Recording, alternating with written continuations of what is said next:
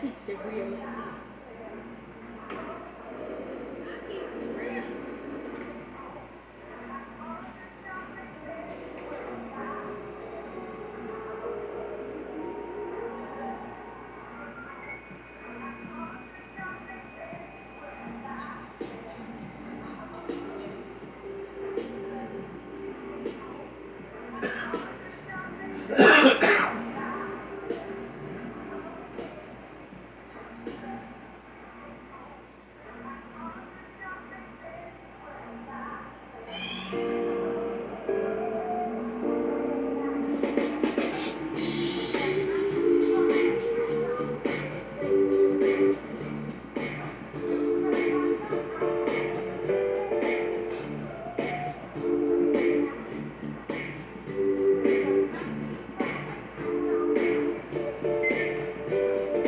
And I am also your soul brother. Number one. My brother Angelsnupnup7 at the Reality Center. And to give props to him, because I listen to all of Angelsnupnup7's videos, I think that he comes from a different angle. And there's a powerful message in a lot of the videos that he put out, and I try to catch all of them. I look at him as a free thinker and a person that's willing to challenge those of which he don't agree with, or which he may think differently from, and I really respect him for that. He's challenged KBS, and he has also challenged the Black supremacy movement as well. And I have nothing against that, because that which cannot be challenged cannot stand, and will not stand, and will not survive the test of time. How many challenges we can withstand will determine how long we will be able to stand. Okay, and you don't realize it. You don't realize it that God has been in prison. The devil was able to imprison God.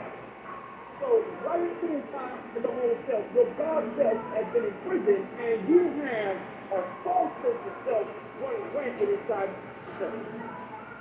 This is why, you understand what I'm saying? You have to bring reality temple here on earth. Reality temple here on earth. We have to realize the enemy is running rampant inside this temple. And that is Brother Talik from the Reality Temples on Earth channel. And if you get a chance to subscribe, please do subscribe to his channel. He's a good brother. You know, he's doing good work, and he wants to do good constructive things. He has good information to provide. So please do check out his channel if you get the chance.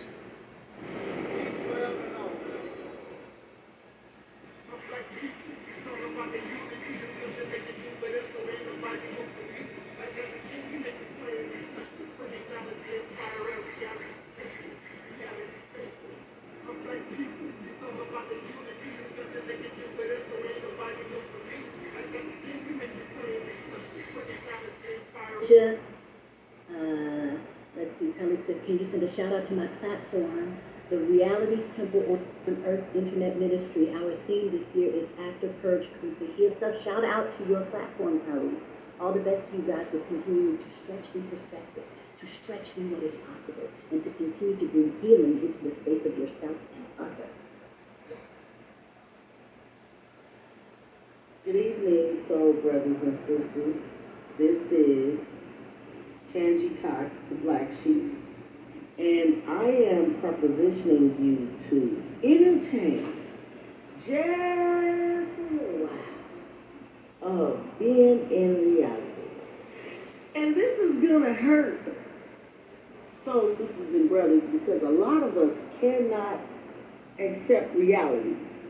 I empower you to, for 1 year, to subscribe to the Reality Temple on Earth. And at the end of 12 months, draw your conclusion of what have you learned in that amount of time. I empower you. You will never, ever, ever think, feel, or entertain nonsense ever again, period. I would like to see my soul sisters and brothers awaken. This requires time. You need to spend about a year watching, researching, and looking.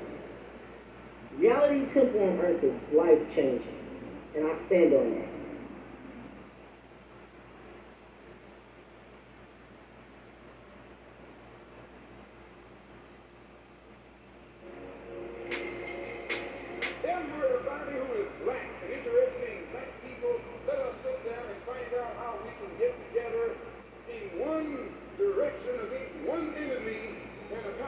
job overnight. When soul singer and black activist Sam Cooke wrote the lyrics to his song, "A Change Is Gonna Come," it was very direct and to the point. With some changes to it, the song was still digestible. In the year 2019, black folks continue to go through the change rather than direct the change.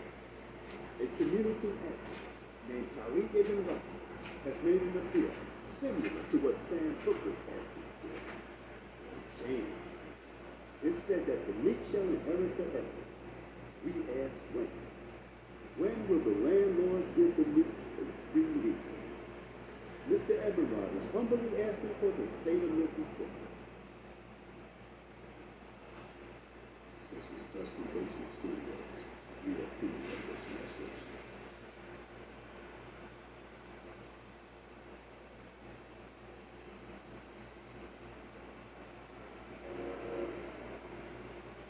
The Mississippi campaign represents everything that you claim that you want.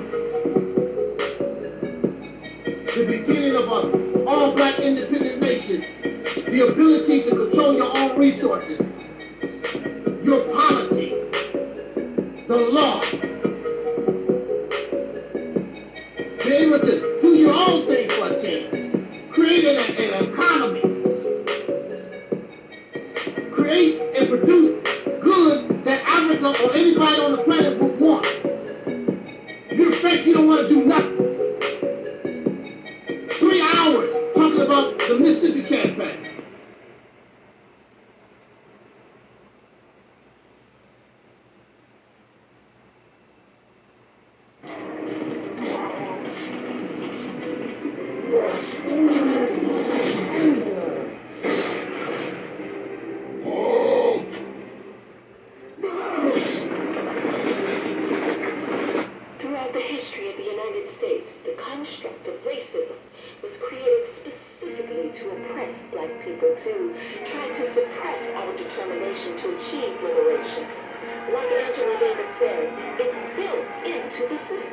Nowadays I can't believe what's going on in front of me.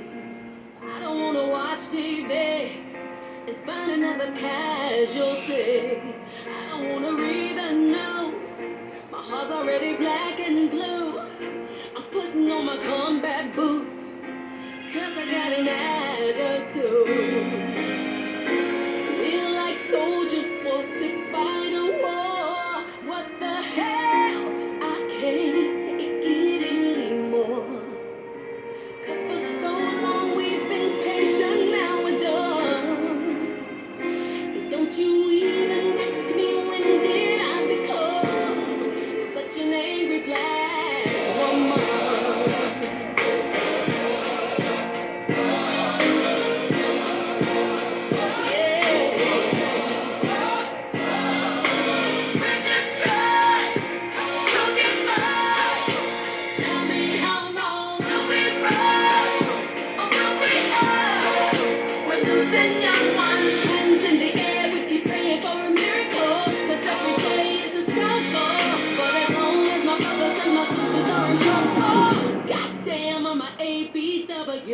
We can't successfully put an end to racial discrimination until we change the entire system. We've been trying to keep the peace 50 years since Martin King. Some don't like me for who I am, but I love my melanin. Another few chicks, college grads, sleeping in a body bag. Mother screaming out her lungs, she never gonna see her son. We're like soldiers forced to fight a war. What the hell? I can't take it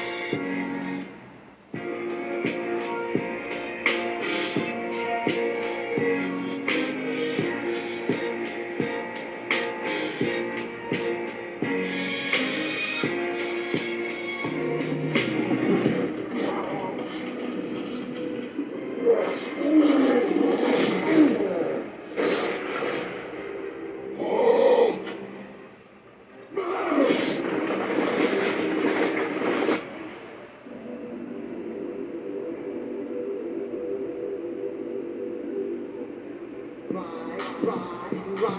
Let's get this party started. Ride. Let's get this party started quickly. Let's get this party started quickly.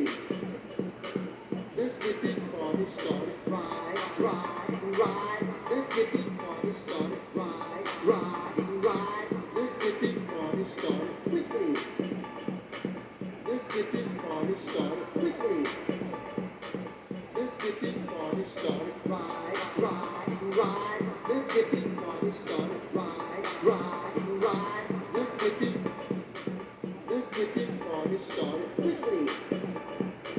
Let's get this party started. Ride. Let's get this party started. Ride. Let's get this party started quickly.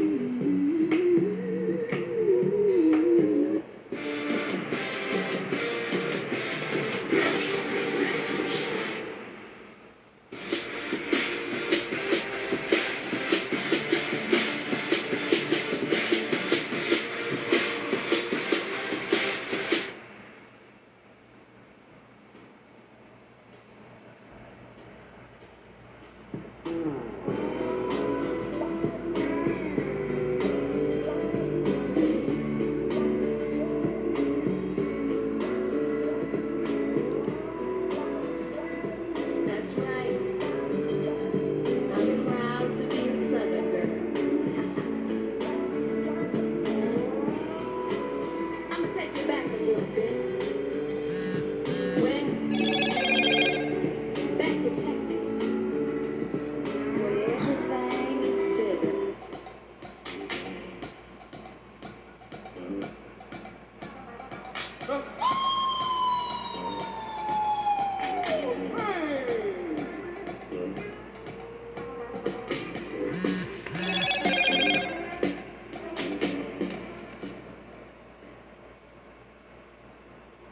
Prejudice. Want a song about it? Like to hear? Here you go. Free your mind.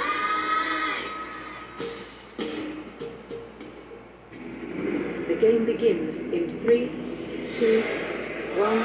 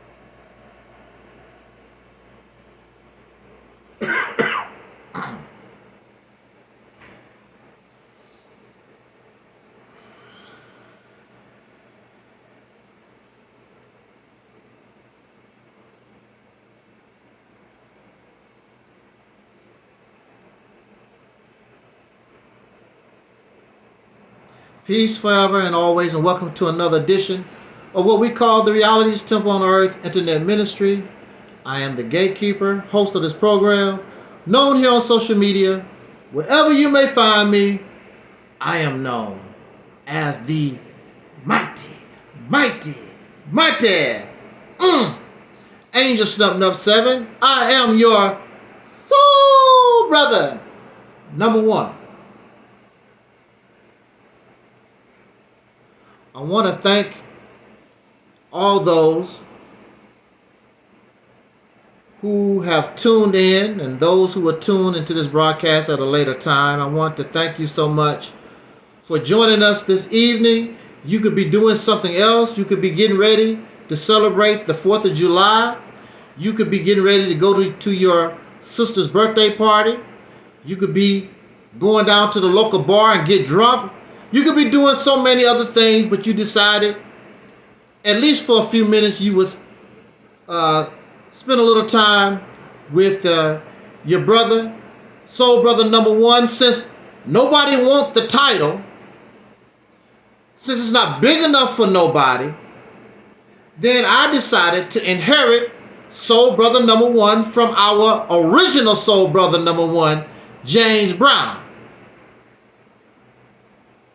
Because soul brother not good enough for you. You want to be God and a pharaoh and all these other whatever stuff it is. I'm going to show you, and I continue to show you, that there's no other better title or label or identity than that which comes from your womb, that comes from yourself. And you bring these, and I will show you that soul brother number one, that which comes from your own mind, your own womb, is better and greater than those that are dead, those that belong to somebody else. There's nothing better than having your own. So nobody can claim my title. They can claim your title. They cannot claim my title because it comes from me. It comes from us. These other things come from foreigners. These other things come from those things outside of ourselves. I remember in the Nation of Islam, we was taught, accept your own and be yourself. I was taught that was a righteous Muslim. No, be who you are. Don't be ashamed of having a slave past. Don't be ashamed because you said massa. Yes, sir. No, sir. Don't be ashamed of those things. That's part of our past. Many of us, as individuals, we come from certain places. That's not the problem. The problem is when we come from a lower place and we stay in a lower place. That was our past. That's what we was. That's not what we are now. And since we are alive, and soul represents life, soul is the essence that gives something life. Since soul is life, since soul is energy, so since soul is the living, then soul or life continues to march into time. But that which is dead, that which is extinct, is lost in time. And that's why many of you cannot progress, because you're lost in time. Instead of going forward, you go backwards. And if that's what you want to do, that's your business, but that's not what we're going to do. We're going to continue with or without you, continue to move forward. Welcome, brothers and sisters, enemies, and other folks out there in YouTube land. Welcome to another edition of what we call the Realities Temple on Earth. I don't want to hold you long. I always say that. But we're going to try to get through this as fast as possible. This is one of those, before I get into our talk, I want to send a shout out to Soul Brother 85, Deacon of Reality in the chat room. Lunch Break Chronicles, our friend who represents the Nation of Islam, I believe. Shout out to Lunch Break Chronicles. Thank you so much. those in the skies, we are simulcasting on Angelsnupnup7 YouTube channel, and we are also on Reality's Temple on Earth Internet Ministry Facebook page. So with that said, I think Lunch Break said he don't represent Nation of Islam. I just know that he likes Nation of Islam things, and we need to return to the teachings of the Honorable Elijah Muhammad. I know those are the things that's written in the chat room. So you can always come here. Matter of fact, tonight you can always come here and express yourself. Tonight, really general discussion. You can come here and express yourself.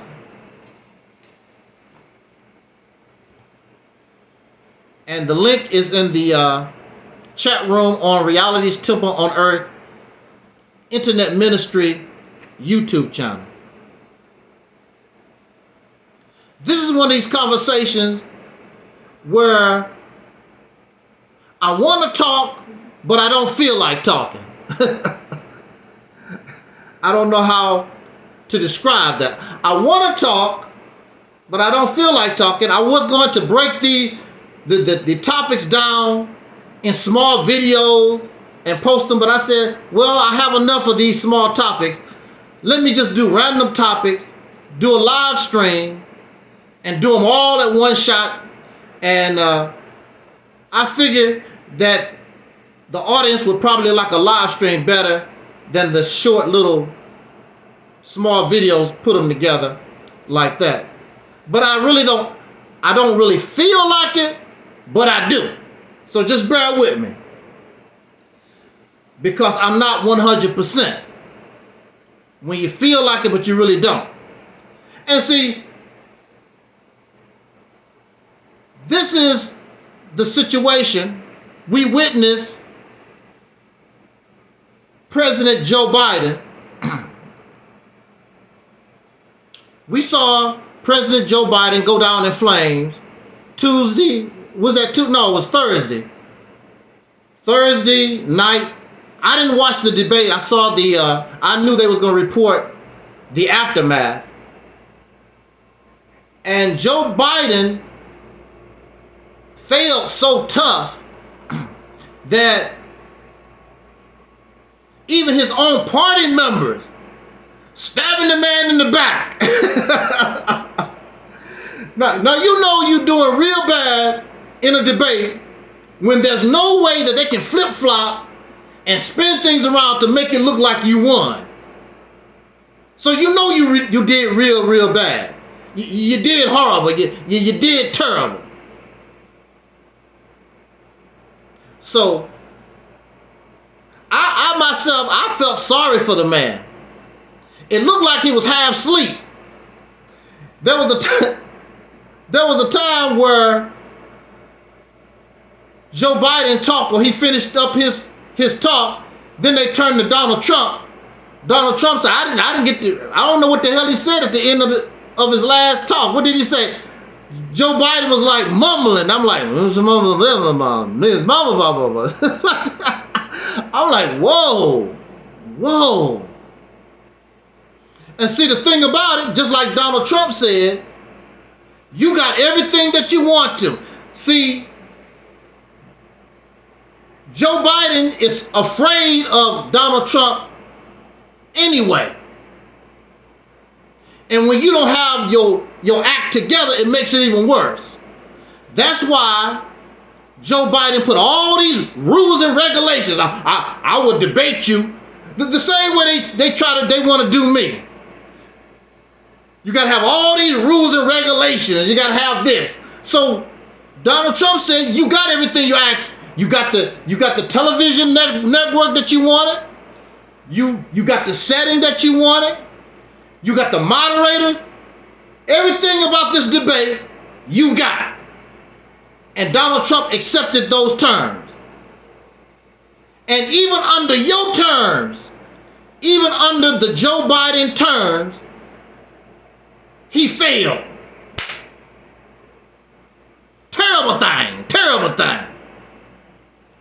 Now, if I was the advisors to Donald Trump, I would tell, well, yeah, I'm an advisor. I would advise Donald Trump, some of these facts and things that you talk about, you need to get off of that stuff.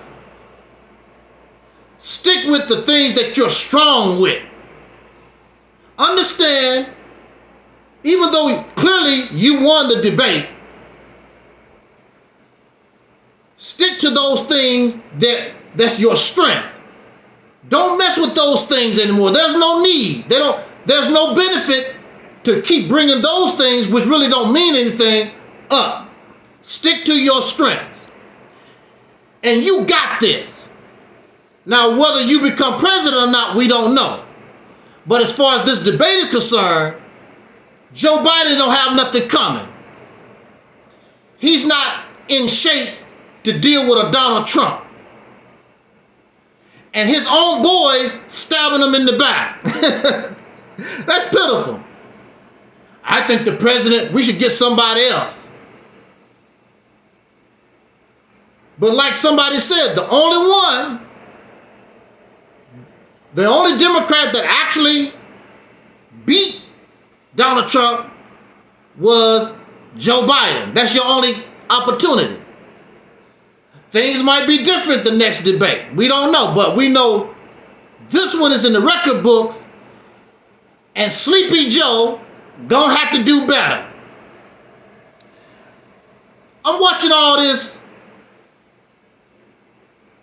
back and forth and all this stuff, and it reminds me of when people come here and they want to teach us, they want to debate us here, and they look like Sleepy Joe. Then they start crying because they lost. They start crying because they don't know what the hell they're talking about. They want to blame me because you don't know what the hell you're talking about.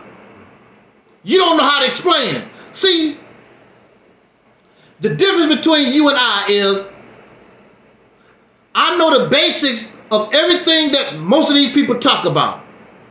You don't know nothing about me at all. You just don't like what I say. But you really don't know me. And you really don't understand what I say because you're loyal and you locked up into whatever this belief or ideology that you into. So I have the advantage because I already know what you're talking about. You don't know me.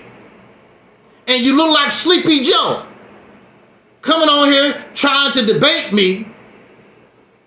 And you really don't know me like that. You just don't like what I say. Well, explain why you don't like what I say. That's what you need to do. Before you talk about debating somebody you don't know, you need to explain to yourself. Why do I really disagree with him? That's what you need to ask yourself.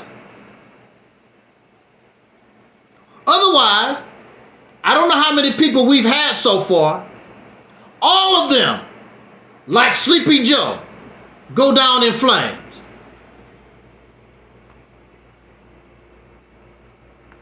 Now, what gets me out of all this,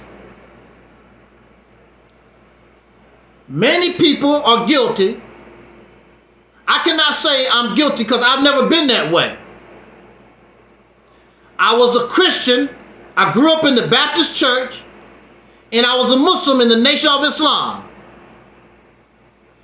But if I approach somebody who did not like Jesus Christ, if I approach somebody who did not like the Honorable Elijah Muhammad, I never lost my mind, and I wanted to hate them and want to cuss them out and hope they die, go to hell, and all this other silly stuff these people do. Many of you, if somebody disagree with you, your ideology or your beliefs, you go crazy. I don't claim my mama. She don't believe in Jesus. I don't claim my daddy. I don't claim my children because they don't believe in the Honorable Elijah Muhammad. That's the way you are. You hate your own flesh and blood. So I know there's something wrong with religious teachings when religious teachings will tell you to hate your wife. You've been married to this woman 20, 30 years. All of a sudden you converted to the Nation of Islam. Now you don't like her because she won't believe in the teachings of the Honorable Elijah Muhammad. Or they won't believe in Jesus. Or they won't believe in your ghosts and your goblins because now you're spiritual. You've been a damn drunk going down to the bar. I'm glad you changed your life and you got enlightenment, but now you think you better than everybody because you don't smoke and drink no more. Now you want to tell everybody else what to do. Oh, you don't want to be spiritual. You don't believe in the Most High. You don't believe in the Anunnaki and all that. And then you start hating folks because they don't believe what you believe. They won't do what you do. So I know there's something wrong with these ideologies and these religions. I don't hate nobody. Countless people dislike what I say here on this platform. I don't hate you, and I never told nobody, called them a name. I never called them no coon. I never called them no Sambo. I never called them no kind of name at all, because that's your right. That's your right to disagree with me. That's your right to reject what I'm talking about. Now, unfortunately, you really don't comprehend and you really don't understand, but that's, maybe you might later on down the line or something like that. People call me crazy. Okay, if I'm crazy, look, if I'm crazy, oh, Angelsnupnup7 crazy, that's a crazy Negro, that's crazy. If Angelsnupnup7 is crazy, an insane person, a crazy person is not responsible for their actions. So you cannot hold me responsible for what I say or what I do because I'm crazy. You said it. So I need help. So you should help me or find me help. But no, you would rather call people names, and there are people that joke around, talk about, I'll pay for your therapy. Nobody has tried to pay for my therapy yet. They just running their damn mouth because I will go. I will go. You pay for the psychiatrist. You pay for the therapy. I will go. And your therapist and your psychiatrist will tell you ain't nothing wrong with this man. Then what you gonna do? Then what you gonna say?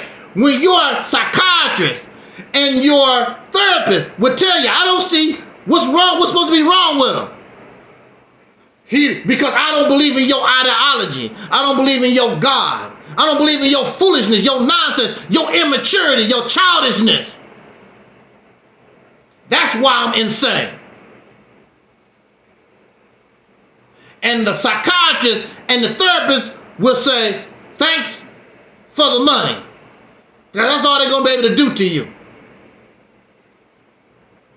I already actually been through psychiatry for 10 years. And the court papers say, ain't a damn thing wrong with me. They have 10 years experience with me. And it's not based upon because I don't believe in Jesus and or Allah or Yahweh, the Most High, or I'm an African or whatever. That's not what it's based upon. So legally, I have the paperwork to show. And it says this man has no mental problem. This man does not need medication. You don't have paper like that. So you running around here with a mental illness that's not diagnosed. You're not in a position to tell me I'm crazy or insane. When you yourself, you have not been diagnosed. But I have, by the best. One of the psychiatrists that was my doctor is award-winning in the state of Missouri. So if you want to waste your money, which you're not going to do it anyway, because you're just running your damn mouth, I would go to any of your psychiatrists, any of your therapists. In fact, it would even help me financially. I would be happy to do that. You're not going to do that.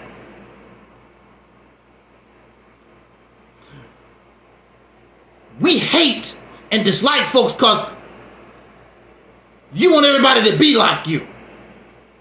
I don't want everybody to be like me. I want you to understand where I'm coming from, but I don't want you to be like me. When I was in the Nation of Islam, all the brothers trying to talk like and be like Minister Farrakhan. Minister Farrakhan had that big ass part. I'm like, damn, they let him get away with that. Minister Farrakhan, go look at the pictures. That's not me. Go look at the pictures. Minister Farrakhan got this big ass part. I mean, you get a part in your head, it's supposed to be this little thin thing that go down the way, whatever. Minister Farrakhan looked like a tractor made a part in his hair. And he colored his hair. They never said nothing about that. He colored and permed his hair. They never said nothing about that. But you got brothers, they didn't color and they perm their hair, but they trying to cut their hair like Minister Farrakhan, and they talk about, I am Farrakhan. I'm not into that. Trying to be like Elijah Muhammad. I'm not Elijah Muhammad. I'm not Malcolm X. And there are those who want my voice. They want my sincerity, but they don't want me to be me. They want me to be somebody else. They want me to be Marcus Garvey. They want me to be Huey P. Newton or Eldridge Cleaver. They want me to be Frederick Douglass or Khalid Muhammad or somebody. I am not those men. They did their time. And they're gone. Most of them. And they were themselves. You are influenced by people in your life. But you're not supposed to be them because you're not them. Even when we come from the same womb, we're not the same. I want to be who I am. I want to be me. If I could not be me, there would not be a realities temple on earth. And I do not even want to come to YouTube. If the only thing I'm going to do is regurgitate Nation of Islam teachings, Pan-African teachings, Hebrew Israelite teachings, the only thing I'm going to do is regurgitate some stuff from the past, I might as well shut up because you have hundreds of folks regurgitating. And what is regurgitation? What is vomit? Pre-digested old-ass food. We want fresh, new food. We don't want pre-digested vomit. We're not dogs. We don't go back and lick up what we just ate. We don't do that here. We don't do that. So we honor Elijah Muhammad. We honor Malcolm and we honor Dr. King and Medgar Evers and we honor Frederick Douglass and we honor Fannie Lou Hamer and Harriet Tubman. We honor our ancestors, but we're not them. We are influenced by them and we learn from them, but we're not them. And they, once they go to the grave, cannot help us no more. So we have to depend on us because the dead cannot help the living.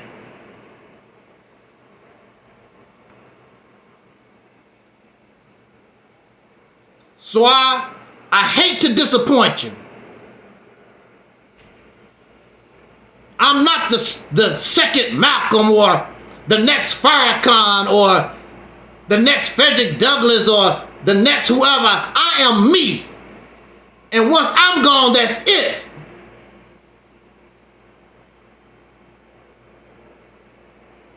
I don't want to be an impersonator. You need somebody new. Because the old clearly is not working. I don't care how much you like it. It's not working. A car from the 1920s, the 1930s, is not going to keep up with today's cars. You got to get with the program. Just like in the Nation of Islam, I was taught, we have to be fast moving, quick thinking, all right down to the modern times. That's what I was taught. The modern times is not 1930, 1950. The modern times is 2024. And if you can't keep up, I don't know what to tell you. That's why you cannot progress, because you have a 1960 mindset. You have a 1970 mindset, a 1950 mindset. You're not thinking, you're not bringing nothing new to the table.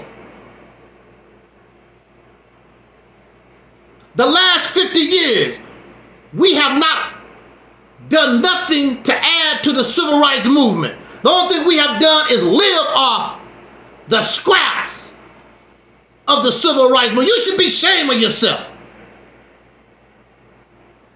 We cannot even replicate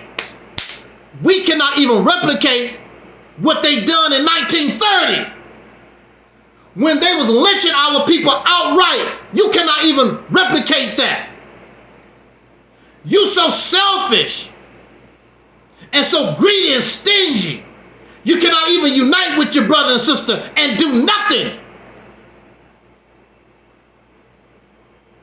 They were able to unite and accomplish a little something. You can't unite to do a damn thing except run your mouth. And if you want to run your mouth, then I can run my mouth with the best of them. You want to check Angelsnupnup7? You can't do it with your damn mouth. You got to do it with your work. And you don't have nothing to show. All the thousands of dollars. You keep talking about T.D. Jakes and what the church do. What do all this pro-black stuff do? What do you produce?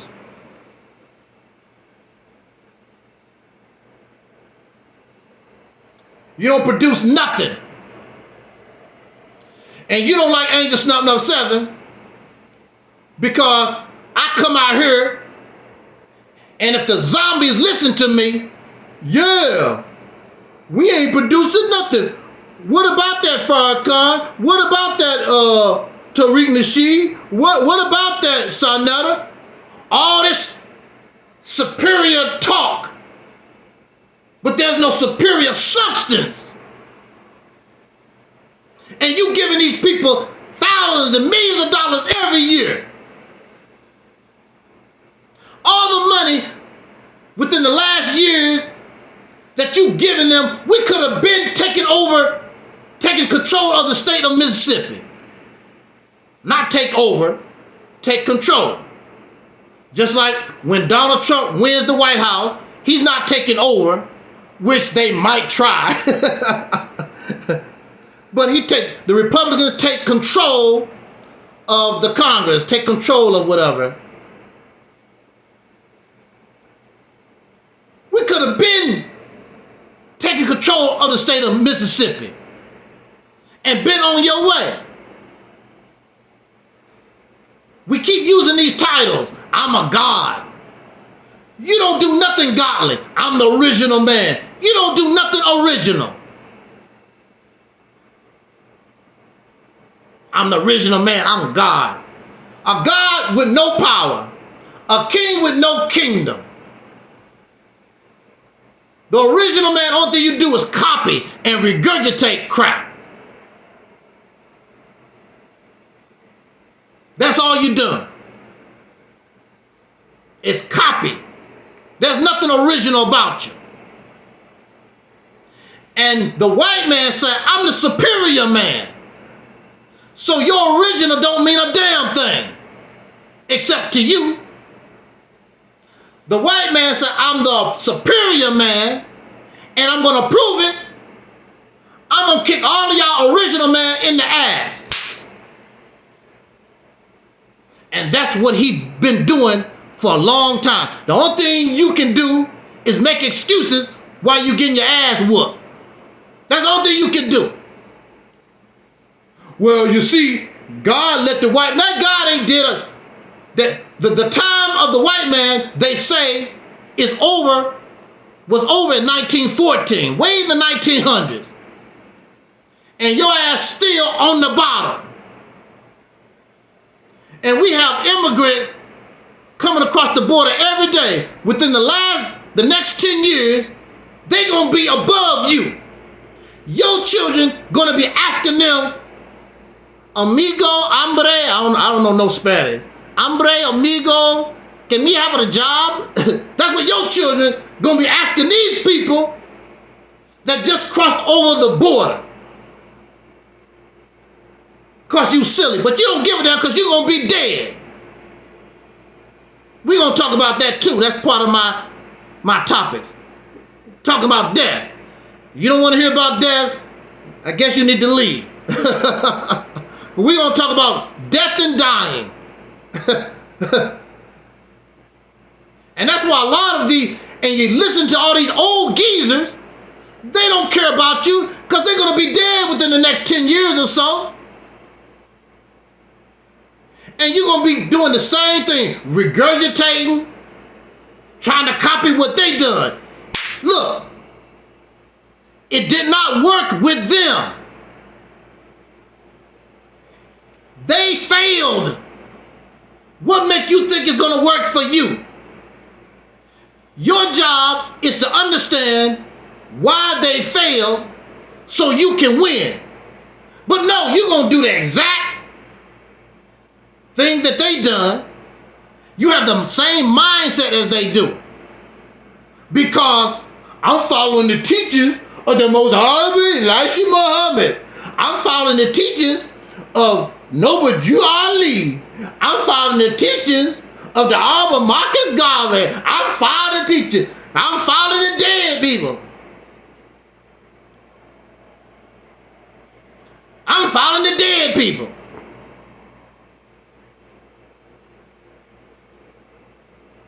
It didn't work.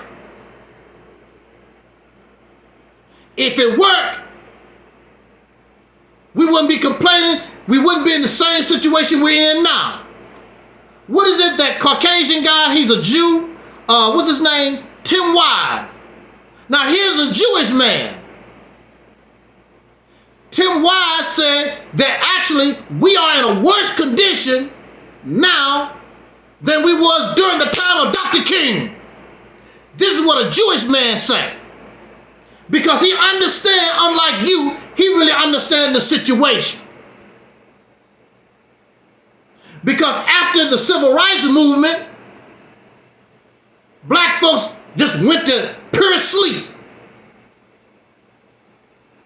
And the Nation of Islam turned into a church. And the Black Panther Party turned into a church. All that we have now is churches. There's nobody revolutionary. Because of anybody that's a revolutionary would have created something of substance.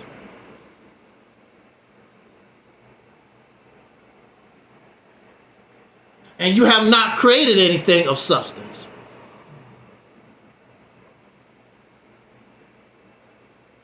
That's not my fault.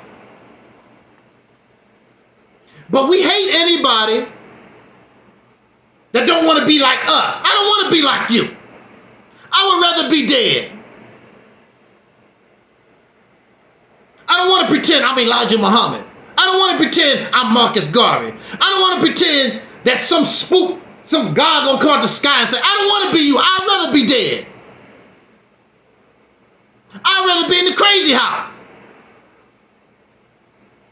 Because actually you're more wacky than the people that I knew in the crazy house.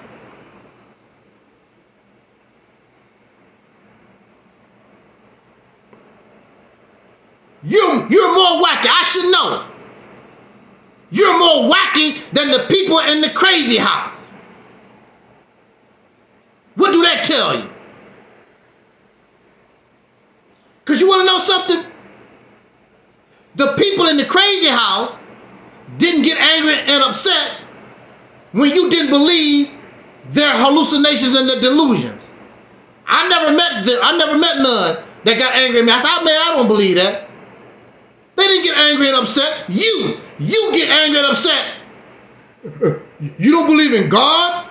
You don't believe you're a Pan-African? You don't believe whatever this stuff that y'all believe in, whatever, you get all angry and upset. You hate your mama, you hate your daddy, you hate the grocery store manager down the street, you hate your neighbors, because you want everybody to be like the zombie you are. You're a damn zombie. We don't do zombie here. Now look.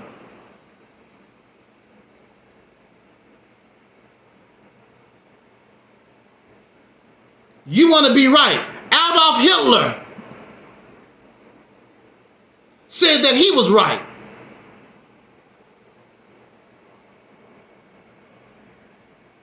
And Adolf Hitler murdered those who disagree with him. And that's the way you are. You have the same mindset. You will run around here, yeah, Adolf Hitler, he was an evil man. You have the same mindset. The people that's talking about Adolf Hitler have the same mindset as Adolf Hitler. Now, why,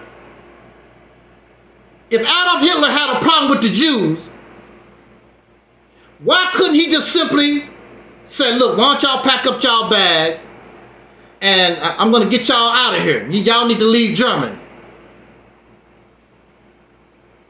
He didn't do that. I'm going to take you out your house, put you on a train to concentration camps. That's what Adolf Hitler decided to do. What kind of mindset is that? You're going to blame this group of people because you poor. You're going to blame this group of people because you cannot get yourself economically stable. So you're going to blame another group of people. Same thing in the United States. Prior to the immigrants, when these white folks unemployed, they starving, it's the black people. Black people taking our jobs. That's what they do. And then they go through the South and they start killing black folks. You ain't gonna take our jobs. You ain't gonna run our country. And you a victim. You a victim of this. And you have the same mindset. We gonna put the white man back into slavery. That's what the Hebrew Israelites say. Kill the white folks, kill their babies. You have the same mindset. But it's wrong when somebody else do it to you. It's wrong, Adolf, when somebody do it to you. It's wrong, Sleepy Joe Biden, when somebody do it to you. It's wrong when somebody do it to you, State of Israel. Why couldn't the State of Israel, why you just couldn't round people up? Why you gotta go dropping bombs and killing and displacing people? You ain't no better than Adolf Hitler. All these folks have the same mindset. And even your God, what is your God gonna do? Your God gonna come back to kill. Even the Jesus, when Jesus come back, what Jesus supposed to do? I'm gonna bring a sword. Because I'm done talking to you. I'm just gonna start chopping some heads off. God said, I'm gonna burn all of y'all to hell. Woo! And you have the nerve to talk about Adolf Hitler. All of you have the same mindset. Because somebody don't want to live how you want them to live, do what you want them to do, I'll kill you. All of you. Even in the Nation of Islam teachings, there was a scientist, and he wanted to do things his way. And since he couldn't get his way, he decided to try to blow up the earth. Woo! Now that's Nation of Islam teaching. Now Adolf Hitler, as far as I know, the white man has not tried to blow up the earth. According to the Nation of Islam teachings, this fella tried to blow up the earth because he mad because he want everybody to agree with him and do what he want them to do. Can't y'all see you're sick? You're sick. What's the purpose of murdering innocent people? To put fear. Why did they hang the slave? Why did they lynch the slave in front of the other slaves? Fear. Control. Woo, look at Angel. Slap. Slap. What's your name? My name, Angelsnupnup. Your name Toby, boy. Slap. Slap. And all the other slaves. Oh my goodness. Fear. Fear is used to control. That's why Adolf Hitler do what they did. Why am I dropping bombs on Gaza? Fear. Keeps you in check. Don't you rise up against me. I tear all this up. I'll blow you away. Fear. Control. Turn the people against themselves. I don't like Hamas. But Hamas ain't really doing nothing wrong. Hamas is standing up for the people. For what is right by their people. But because of fear, you turn against Hamas. Because all these bombs is dropping. But if you had stood up with Hamas, you're dying anyway. You're suffering anyway. You should have joined and let's do it. I'd rather be dead than continue to live like this. Because the same way I can bleed, you can bleed too.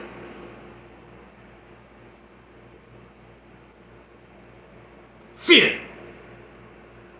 So we dropping bombs in Gaza.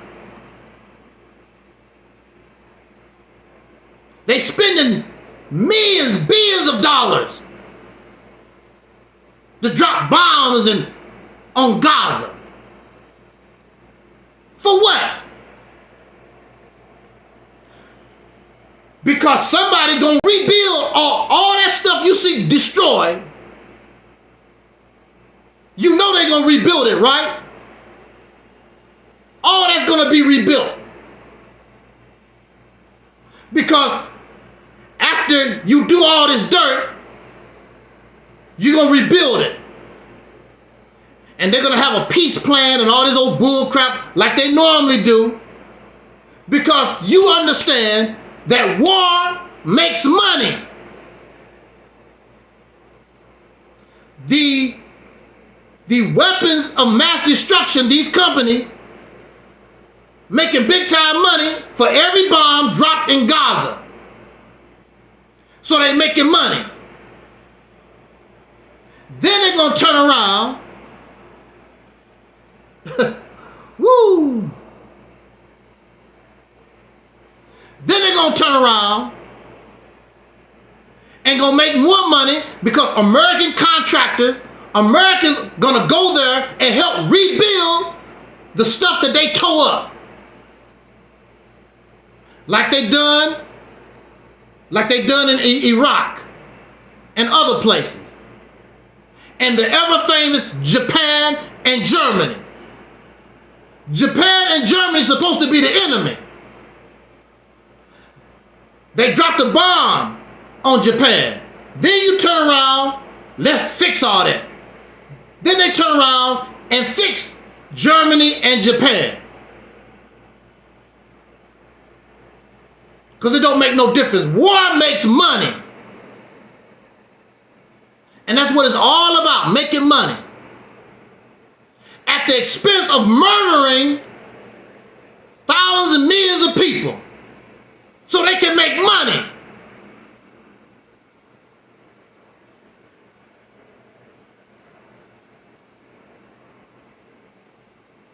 Because your tax dollars, our tax dollars, is going to go to rebuilding Gaza, Palestine. Our tax dollars building Iraq. Our tax dollars have built Japan and Germany, who's supposed to be enemies. And contrary to popular belief, you may not believe this, some of your money is going to Russia. Russia's supposed to be the enemy. Some of your money is going to Russia. It's a lot of, I remember when I was a little boy, I didn't understand politics or nothing like that, but I understood that a Cold War was going on and communism, I understood a little bit of that, and I knew Russia was our enemy. I understood that to a certain point. Then I seen a news broadcast, because either it was the late 70s or early 80s, I saw a news broadcast. Russia was going through some kind of famine. Russia was having problems feeding their people. And I'm a little boy, I'm like, wow, okay. Don't have to worry about them because they starving to death. The United States, we will be sending aid to Russia. What? I thought they was the enemy. If a person is your enemy because Israel is not giving the Palestinians nothing, the Palestinians are getting food aid from the United States and other places or whatever. You don't feed your enemy, but the United States send aid to Russia. And of course, a lot of us, we're not paying attention to nothing. And a lot of the land in this country, a lot of it is probably owned by Russians. I know the Chinese have bought up a lot of different, especially like farmland, in rural areas. And the Chinese own things that you have no idea that they own. We would be shocked. These are the enemies. But see, we dealing with hypocrites. The white man sold Native Americans guns for the money, for whatever it was. Because we know the Native Americans didn't know how to build no guns. They didn't know nothing about that. But there's always somebody out here that want to make a buck, and they sold guns to the Native, who's supposed to be your enemy. In our world, it's all about money. Material thing. They don't give a damn about who at war. How am I going to make money off of this?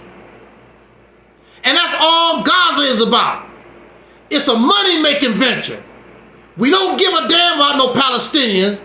This is the right opportunity. Let us make some money. Hella billions of dollars have been used to destroy, and then they're going to turn right around and rebuild all of it. And the sad thing about it, they can rebuild Japan, the Gaza, Germany, Iraq, Afghanistan, and they don't give the black man and woman in America, won't give you a dime. In fact, they will steal from you. Wow. Our leaders talk about these things, but they ain't never come up with a way What we gonna do about it? Because I know when I was locked up, a doctor told me, he said, look, you need to shut your damn mouth and just do what we want you to do, sir.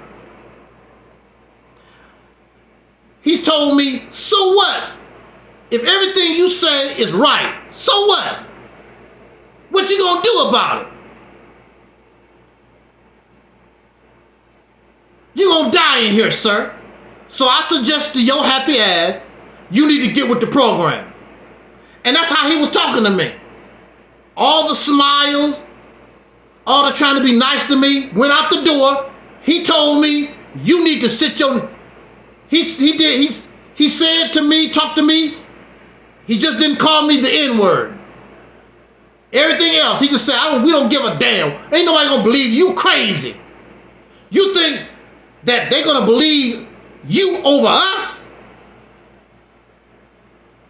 They pointed me to my grave site, which they don't bury people, which I didn't know at the time, but they have a cemetery.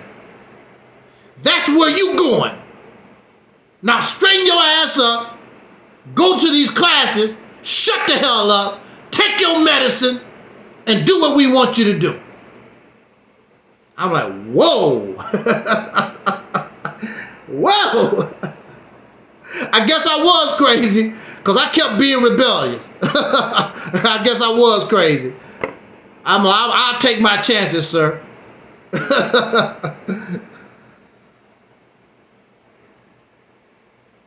So the bottom line, all this is going on. And I keep hearing our smart people keep talking about, and they know these things. What you gonna do about it? So what was it? June the 14th, 15th, whatever, you had Tariq Nasheed and all his gang go to Washington, D.C., or Atlanta, whatever they went to. Reparations rally. How many reparations rally? We was having reparations rally before Tariq Nasheed was born. We went to court for reparations before Tariq Nasheed, before Yvette Carnell and Tone Talks, whatever they are named are, before they was born. And you got nothing. Because you don't understand the situation you're in. You don't understand the people that you're dealing with. And they tell you in your face, I'm not going to give you nothing. It's like this. Somebody owe you $100. Hey, bro, hey, man, it's been 2 weeks, bro. You know, where my $100? I ain't giving you nothing. Oh, come on, man. Don't be like that, man. You know, come on. You know you owe me $100, bruh. I ain't giving you nothing. What you gonna do? That's why a lot of people in the grave right now over money. Somebody borrowed some money and they didn't want to pay. Because what you gonna do about it? Because I ain't giving you nothing. The United States understand, they know that you qualify and we should have reparations. They don't want to give you nothing. What you gonna do if I don't? You ain't gonna do nothing about it. So you don't get nothing.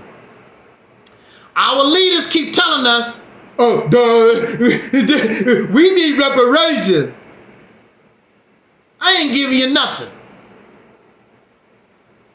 So I guess you're just gonna keep begging.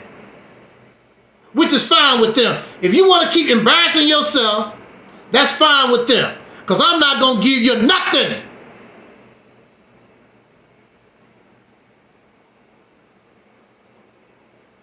So you ask Tariq Nasheed, you ask Yvette Carnell, you ask all these reparations folks. Okay, they're not giving you nothing. What you gonna do? They don't have no answer. answer. They're not going to do that. And they're not going to cross that line because they know if they cross that line, these Peckerwoods is coming for them. Tariq Nasheed is not going to cross that line. He loves and he enjoys his way of life. He's give you some feel-good stuff, and that's all you're going to get. That's all these folks give us. They're not going to cross that line where we need to cross. You give me my damn money. You give me my damn reparation. What you going to do? Oh, okay. In a conversation. In the conversation. We ain't talking no more. Because you're going to see what I'm going to do. Exactly. Most of these folks are nothing but reparation scammers.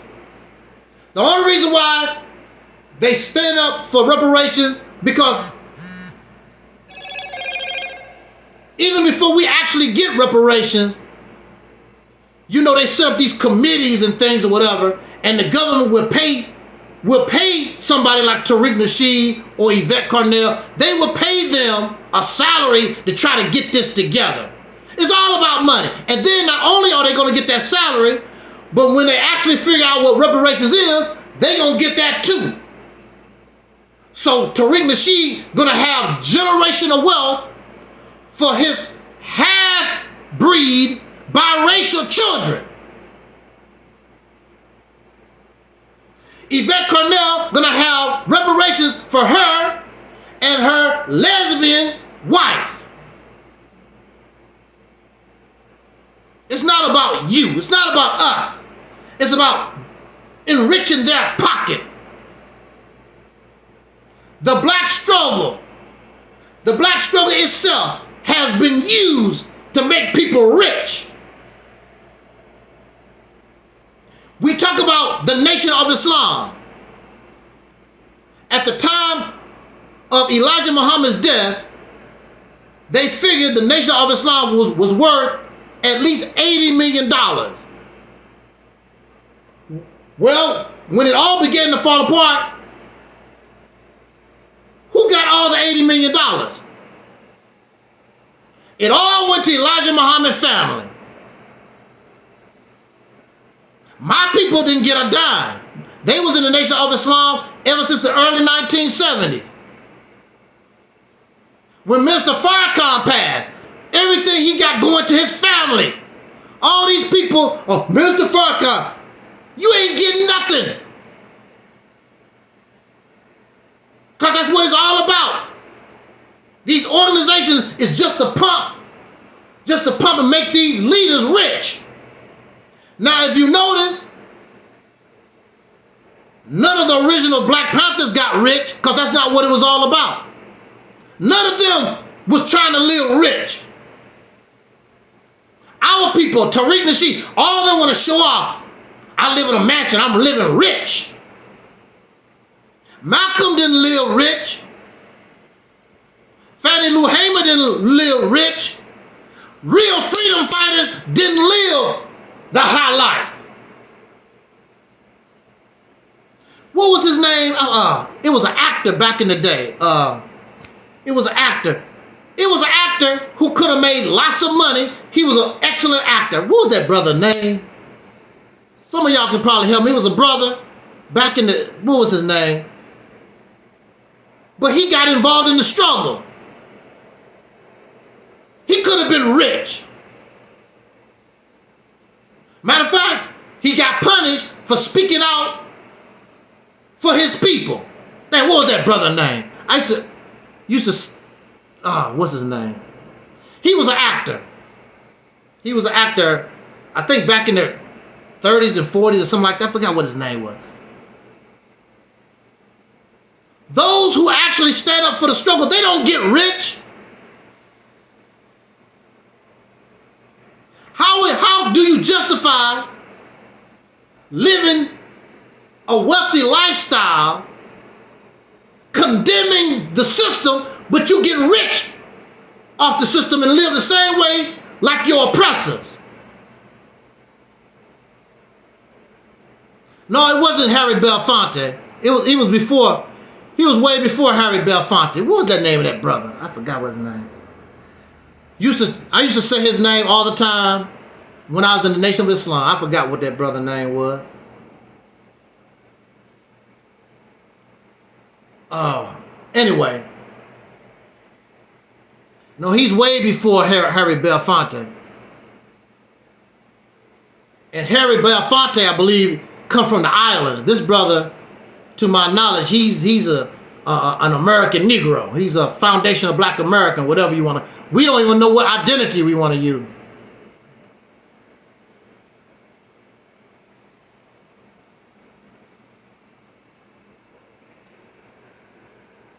You ain't no different. You keep talking about the white man is the devil.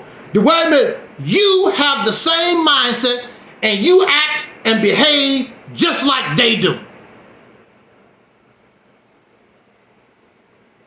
If we put you behind a screen and couldn't see who the hell you was, couldn't tell you from them, you are the same. You're deceitful, you are a liar,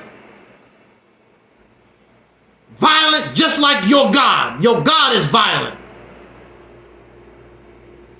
Your answer to everything, solution to everything is violence. The most intelligent life form on the planet. And the only way you know how to solve your problems is through violence. That's the only way you know how to do it. Because we can't talk to each other.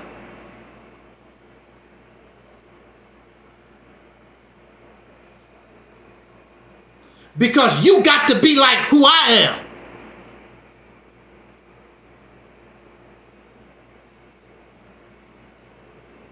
The intelligence of the human being is overrated. I see that you're not as smart as you claim. You know how to work a computer, and you have all this technology, but you more violent than a mongoose. You're more violent than lions and tigers and bears. You got all this intelligence, but the only way you know how to solve your problem is through violence. Then you talk about, you act like you shot when little children shoot each other, serial killers, stalkers, all this. You're violent. Nobody grows up. You know, when I grow up, I want to be a serial killer. You know, when I grow up, I want to drop bombs on Gaza. Nobody is born doing that. The environment and the mindset, your violent, destructive life form,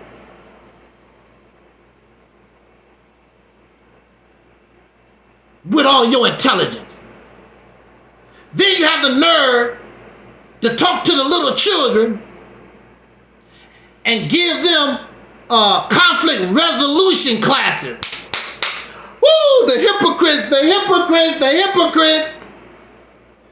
You have the nerve to go to little children and tell them,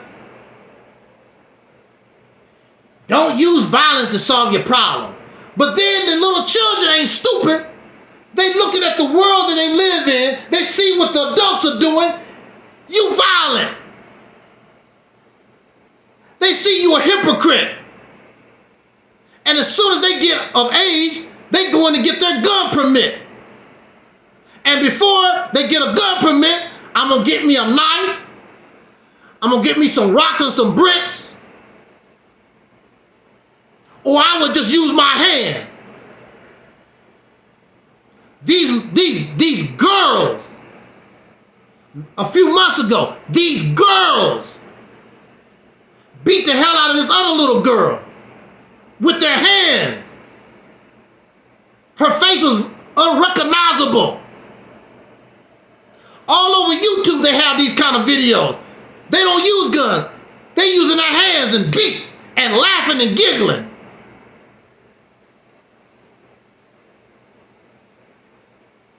One of my little nieces almost got caught up in a beatdown. Violent children. And then if you go see the parents, you see why. Because a lot of these parents are violent and nasty and profane. So you see why their children are like that. Conflict resolution. How many bombs they dropped on Gaza? Conflict resolution. Even under the law of the United States, you only use enough force that was used against you. We know and we can say that what Hamas done was wrong. But in retaliation, what the state of Israel done is insane. They could have got those hostages, all their hostages back and ended this stuff long time ago. But now, I'm going to teach you a lesson. This is our opportunity to make some money.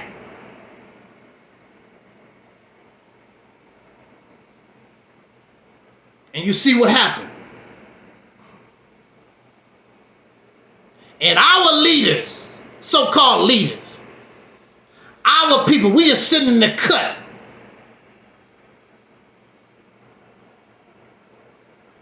And we keep following them to nowhere. They want to talk about Angelsnupnup7. What you got? What you got?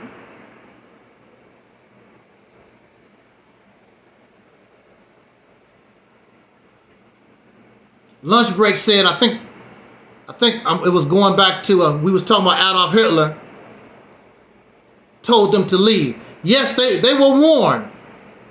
I don't know if it was official. I believe it was just out there. There was nothing really official telling them, I think that you need to leave. Because a lot of those people didn't believe it. And they stayed. But because they stayed, why didn't you just put them on a boat and make them leave? No, what you decided to do, I'm going to kill them. I'm going to use them as guinea pigs for medicine experiments and other crap. I'm going to burn them up in ovens and gas chambers and stuff like that. That's what I decided to do.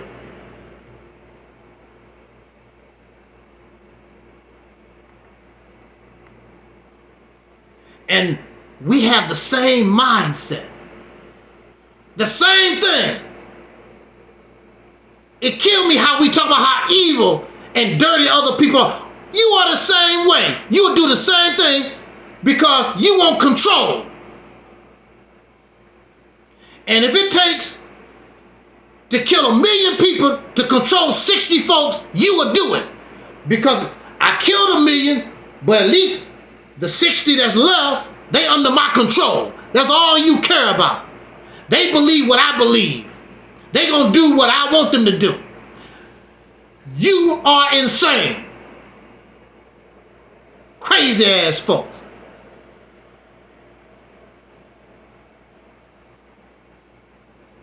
Now with the Negro,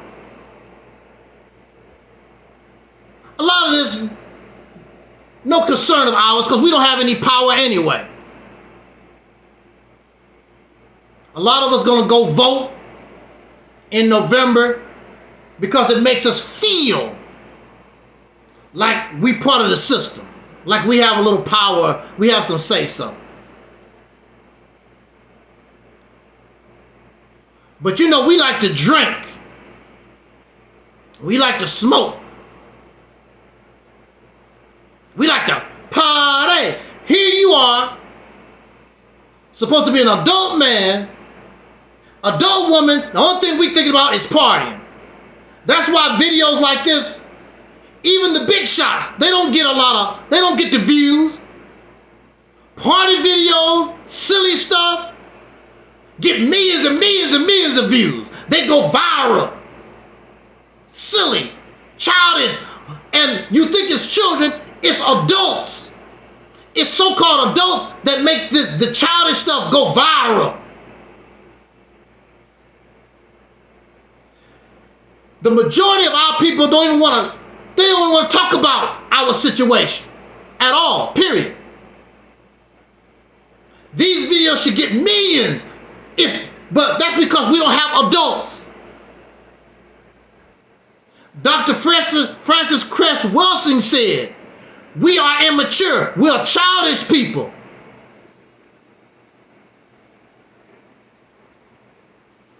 We're not adults. We believe we're adults because we smoke. We can smoke weed and we can drink. And of course, what really makes you a man? What really makes you a woman? Because I have sex. That's what really make you a man, really make you a woman. They talk about their children. I gotta go to my family. I gotta go see my children. Then you get together and talk about what you did with your ding-a-ling. Yeah, man. I had to take out the old, had to do the old thing, man. Girl, he was tearing that putty tat up last night. That's our conversation. Woo, damn her booty big. Boy, is that what you got? That ain't real. Oh yeah, you can believe that. It's real, all right. Oh, you can believe that. We talk about porn and sex. And you know, it makes me wonder, why are we obsessed with our genitalia? Even with the demons of darkness, we went back and forth with what we call the demons of darkness. What has been like 2 years ago now or 3? That became part of the conversation. Oh, your ding-a-ling don't work. Ha ha ha! Your ding-a-ling. What do that have to do with anything? But we got to bring the ding-a-ling. We got to bring the putang. We got to bring those into our conversations. Why are we obsessed? We got to be. What's his name? I saw an article, it was a video. Kirk Franklin, the little fella Kirk Franklin, the singer, gospel singer. Here's a man that's supposed to be so Jesus-fied.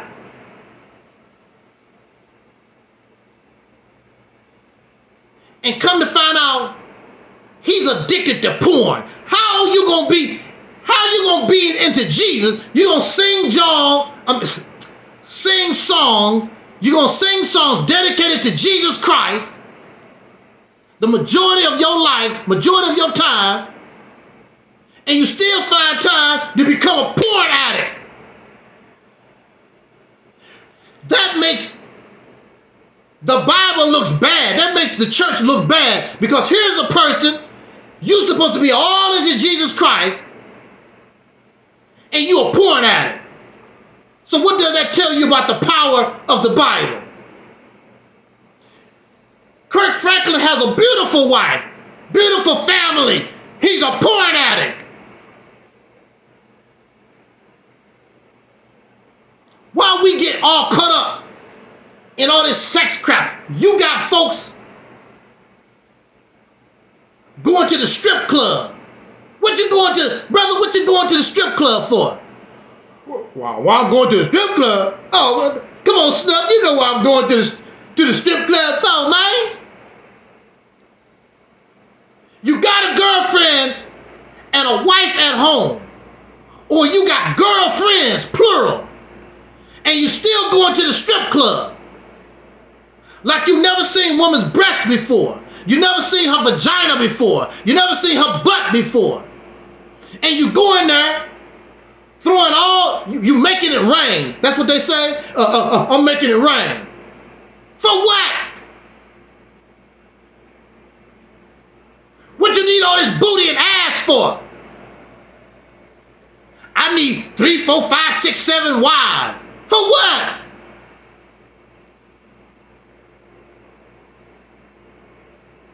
Because because we obsessed with the sex thing. Because that's the only way you can feel like a man. Richard Pryor did a joke. He was talking about when he was in jail. And see, some of you may not know that, but some of us from the 1970s, you know what I'm talking about. Because brothers had a habit. Brothers had a habit of like putting their hand between their legs, holding their penis between their legs in the 70s. And Richard Pryor made a joke about it. He was talking about they was in jail and the brothers was holding their penises in the jail, even in the courthouse going up to the judge. And the judge was like, hey, why you guys hold your things like that? And Richard Pryor was like, because you done took everything else, motherfucker. You done took everything else. And he was even talking about Andrew Young, who was the secretary or ambassador to Jimmy Carter, and he was holding his penis in front of Jimmy Carter's wife, and she was checking it out. And he was like, oh, I'm sorry, First Lady, I didn't mean to be holding my thing in front of you. Oh, that's all right. Bigger than a peanut. We had that habit. But Richard Pryor's joke explained why we are obsessed with the sex thing. We got to bring that up. We got to talk about it. Because that's all we really got. We really don't have, with all our accomplishments. Look at somebody like Beyonce. With all her accomplishments, she still got to show her ass to try to sell records. Because that's all we got.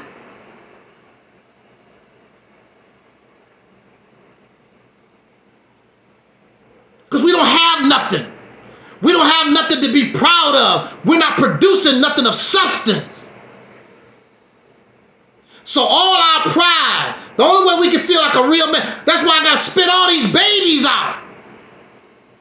I don't feel like a real woman unless I have a baby. I don't feel like a man unless I have a child. But you don't produce nothing for that child. As rich as Beyonce and Jay-Z is, they produce no baby milk. They don't make no baby shoes, no baby diapers. So when it's all said and done, when you take all the glamour and the glitz away, you know that you ain't nothing but a damn slave.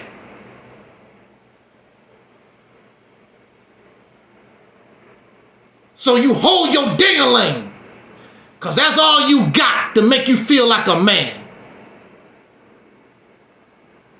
The black gender war. What is the black gender war is about? It's about sex.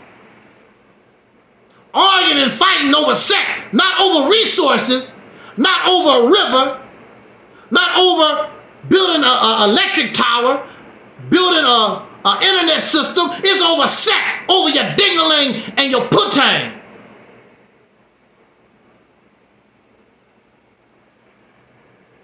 Because that's all the slave master left for a slave.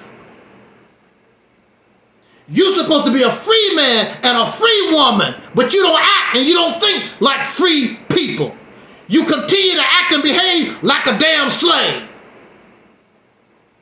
So I don't care how rich you are, who you think you are, how bad, you ain't nothing but a feral ass slave running around here with your ding-a-ling in your hand. And we're not even ashamed. We're not even ashamed of it. It's out before the world. That shows you how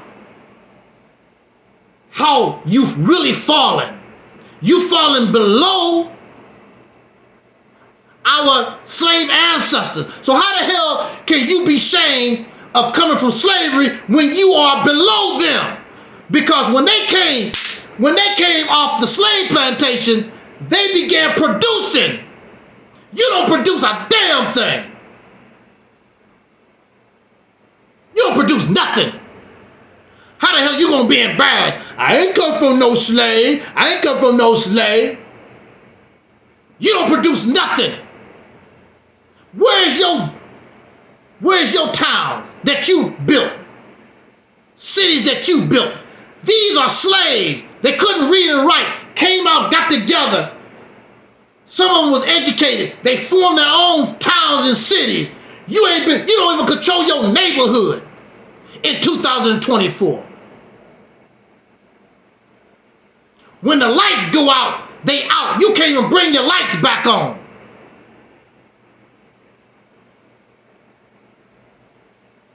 Yeah, but so-and-so sure got some good putty tat. I don't care what Snupnup talking about. That girl got some good putty tat, man. I ain't gonna lie about it, man. She got some good. That's all you got left. I'm not holy and righteous. I watched some porn, and I felt sorry to see us, because there was a time we weren't in that stuff. Now we there nasty and licking and lapping and just savages.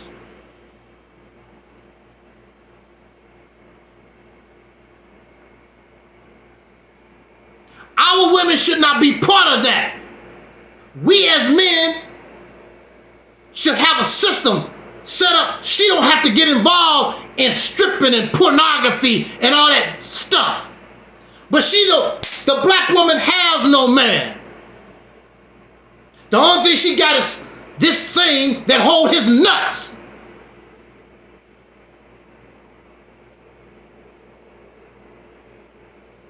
I ain't no Captain Save a Hoe. You can't even save yourself, let alone a hoe.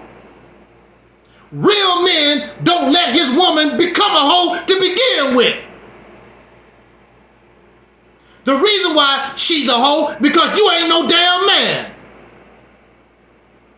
Anybody can come in your neighborhood and mess with your women and your children.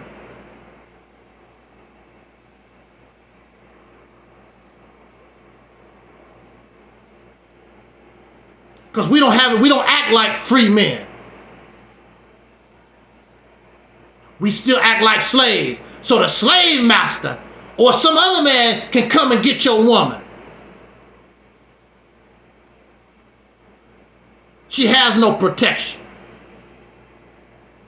And then you wonder why she don't have any respect for you.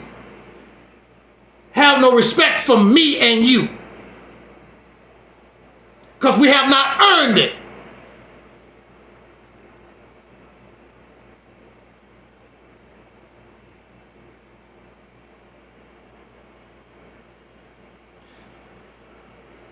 They keep sex on your mind because it clouds you, keeps you from thinking about looking at life seriously. Even the Black Power movement that keeps you all that sex garbage fired up. Let me tell you something. I don't give a damn if you married. If you keep sex on your mind, it won't let you think properly. Because it becomes a part. It's become part of your emotional tense, and it clouds proper thinking. You can't see properly. So you a zombie and she a zombie, and y'all having all these zombie ass children. A nation of 40 million zombies.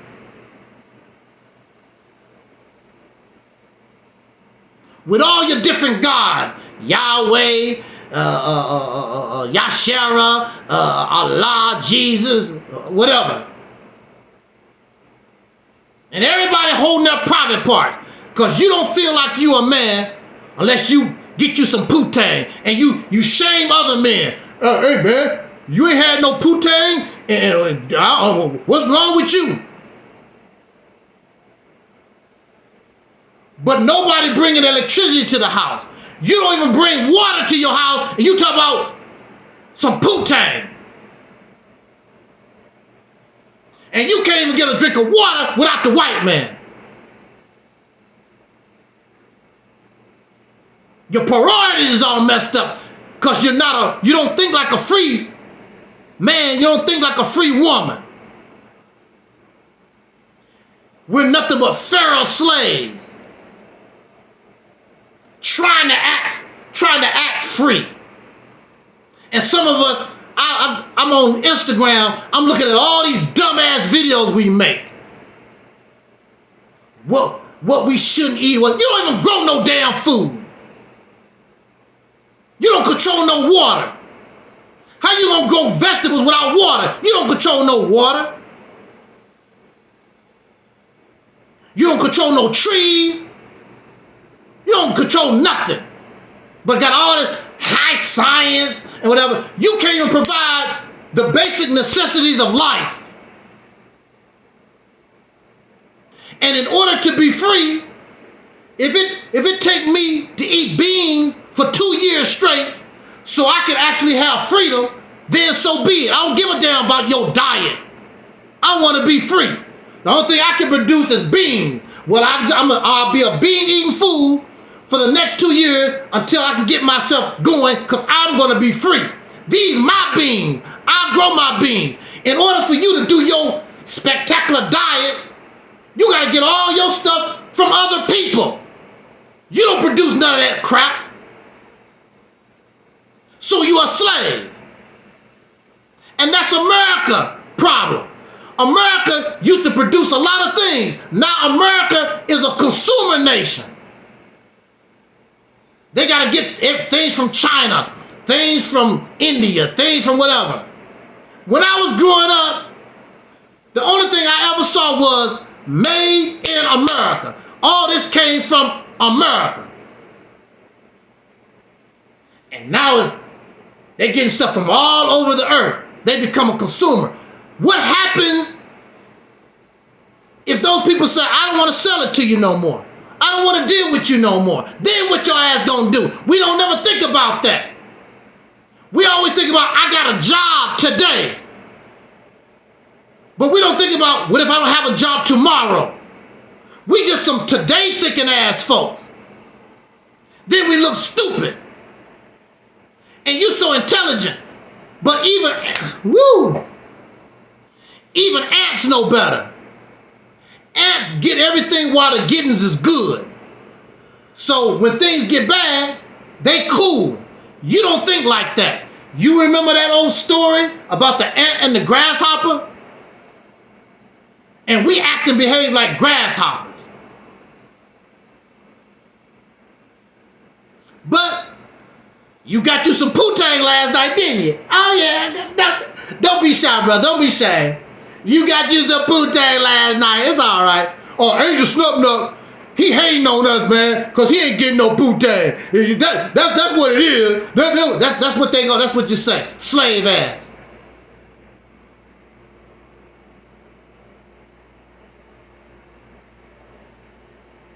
You supposed to love this woman. You supposed to love this woman.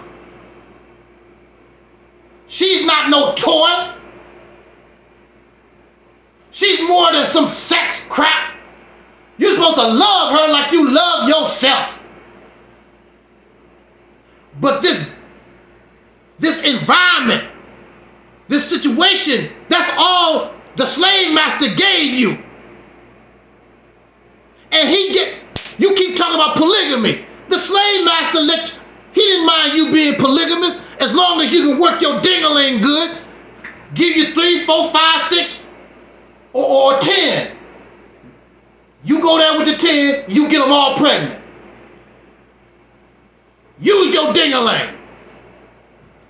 And you have the same mentality.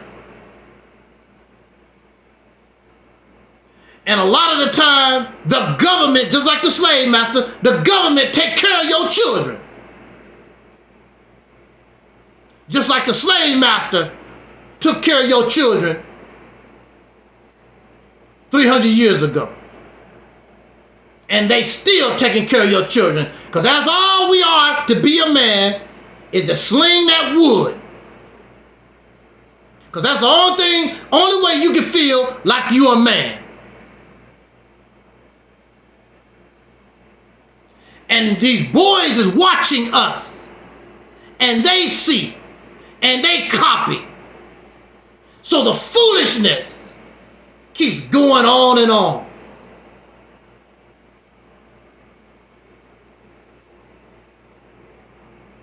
Physically, you are an adult, but mentally, you're still a slave. Mentally, you're still a boy. They get angry at me because I say that we're not full functioning men, and I will respect you. I will still respect you as a man, but you're not a full functioning man. You will be in the military, you will still be a buck private. We looking for Marines. We looking for Green Berets. We're looking for the Rangers here. Not the buck privates. So you a man, I will call you a man. You're a buck private. You the lowest of the low. In order to change our situation, we need the Green Berets. We need the Rangers. We need the Marines. We need the best. And you're not the best. You're buck privates. You have no stripes. You're still in boot camp. So yeah, you a soldier, but you the lowest on the totem pole. And really, I don't even want to give you that. Because you ain't gonna fight nobody except yourself. You would threaten me, and you would shoot me. You would stab me, but you ain't gonna do that with the real enemy. You ain't gonna do that with somebody that really need it.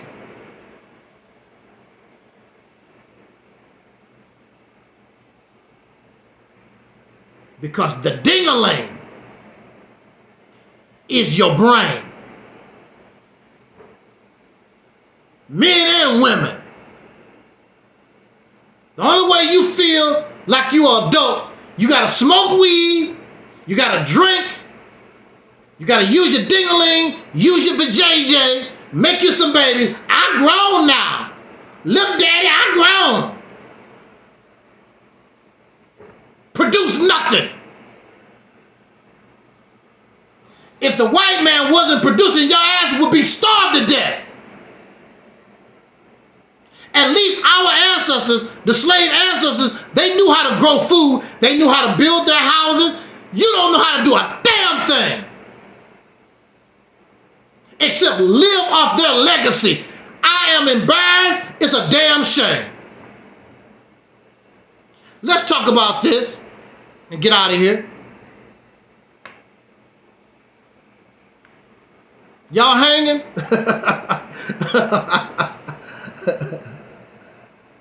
Because I know some of us, that ain't me. Oh, I said all of us, including myself. We, all of us, we're not full functioning adults. We don't act and behave like full functioning adults. The least you can do is say, that's true. The first step to healing is to confess and admit that you have a sickness, that you have a problem. And that's why we can't progress either, because ain't nothing wrong with me. Something wrong with you. Something wrong with you. Something wrong with you. Ain't nothing wrong with me. And probably in less than 10 years, your children going to be begging these immigrants from Venezuela, somewhere in South America, wherever they come from, Brazil, wherever they come from, Ecuador. Your children going to be begging them when it should be vice versa. They should be coming to us for help. We going to be going to them. Oh, you know, so I'm done. I really don't even want to talk to them. It's embarrassing. It's embarrassing because I can see it. It's embarrassing. How are the children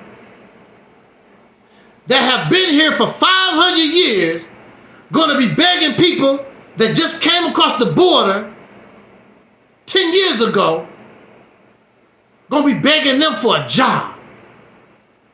Woo! Okay. All right. All right. Let's go ahead and bring this to conclusion. Woo! It's embarrassing for me. I don't know about you. It's really embarrassing. I mean, we talk a good game, but when it come down to it, so what? Nobody is impressed by your big shot talk. The only one who's impressed by your big shot talk is other lazy ass people, do nothing people like yourself. These immigrants are not impressed by nothing you talking about. Nobody in Gaza don't give a damn about nothing you talking about. Donald Trump don't give a damn about what you talking about. Even Sleepy Joe don't give a damn about you. We just here because we follow leadership and we listen to people that put us in a position that nobody listened to us.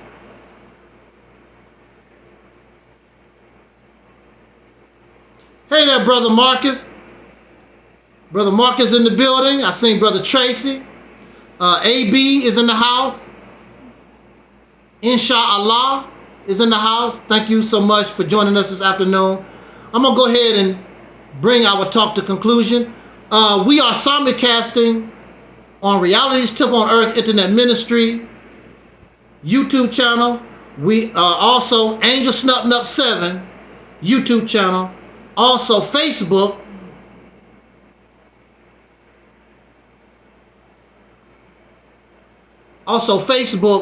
Reality's Temple on Earth Internet Ministry. Shout out, I got you this time, Brother Freddie. Brother Freddie Scott in the house. Brother Freddie Scott in the house. He said, talking blackness, talking those facts. Brother Freddie in the house. All right.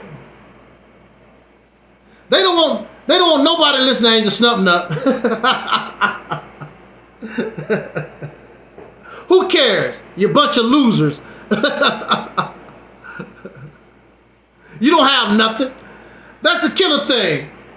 You don't have nothing. You don't have a pot to piss in. And you want somebody to listen to you and act like you got it going on. You don't have a pot to piss in. You got a lot of big mouth, but you don't have nothing going on. So what? No, you don't want Angelsnupnup7. You don't want them to listen to Angelsnupnup7 because we need to produce above everything. We gonna produce. All this talking with nothing to back us up don't mean anything. And if I can't produce, I'll be happy to sit my happy ass down. That's no problem. Exactly. So Brother 85 says, it's not all our fault. We have been conditioned and controlled over 400 years. That's true. That's why I don't get upset. I'm just trying to bring a message to us to let us understand what has actually happened to us.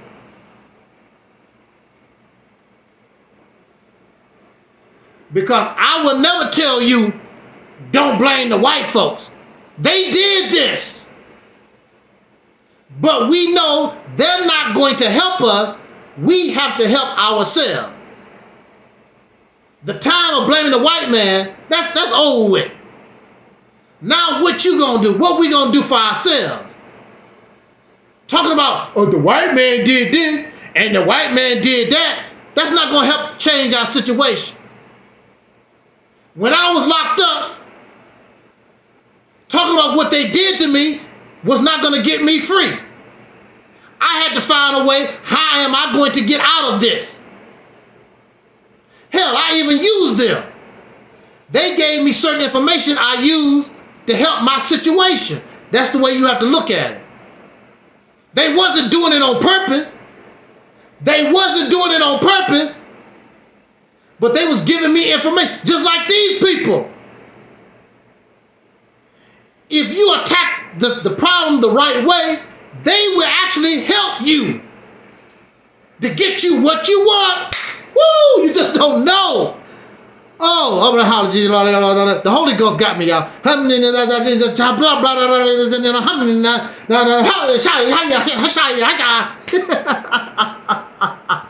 I don't see nothing funny about that, Schnupp. I don't feel nothing funny about that. Okay. Let's do this and get out of here. Okay, just hold on for 20 minutes maybe. We're going to get out of here. I was talking to a relative of mine who is older than me, about almost 20 years. About 20 years older than me. And I was asking them,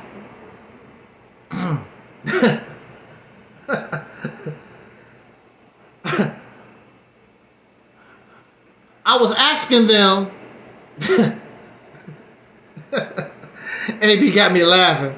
Okay. I was talking to a relative of mine who was about 20 years older than me. And I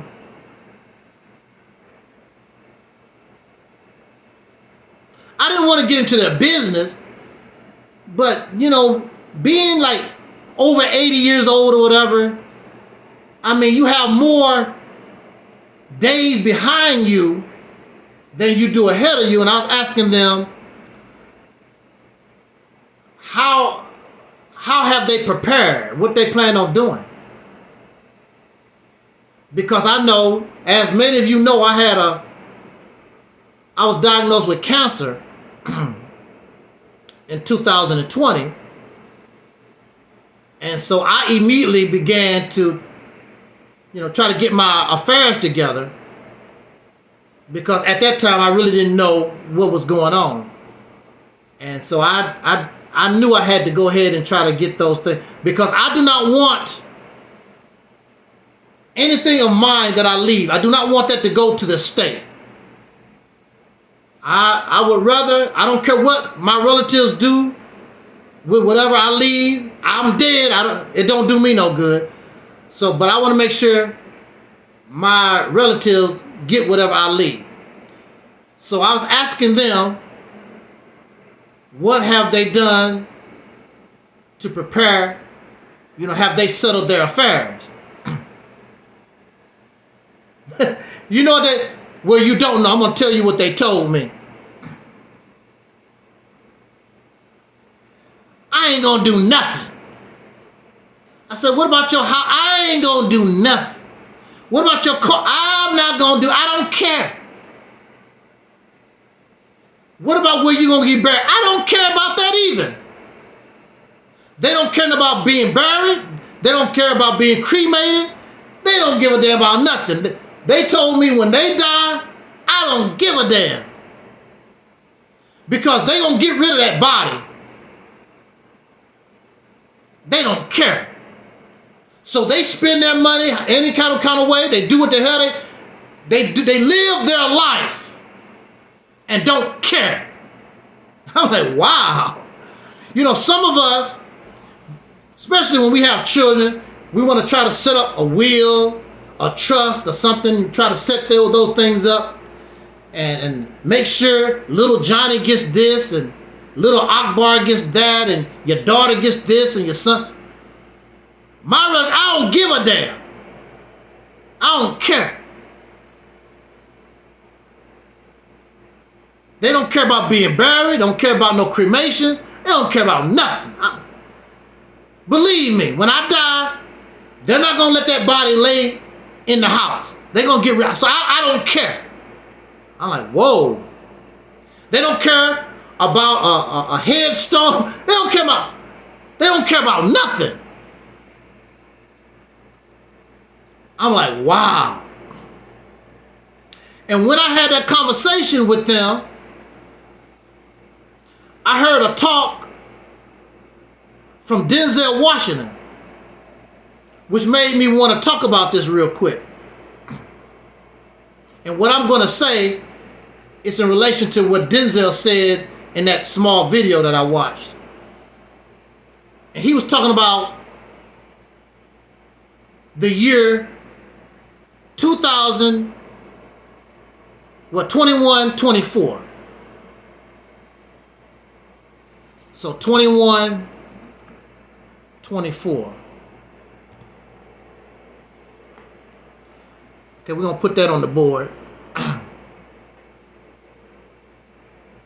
So that's 100 years from now, right? The year 21, 24. Now, we may not want to think about it, but you do know, chances are, the probability is very high by the year 21, 24, all of us will be gone. All of us. The house that you lived in, if it's still standing, somebody else will be in that house. They will be on the land. People that you hate will probably be owning the land that you got right now. Even your children, a lot of your children will be gone in the next 100 years. We will be gone.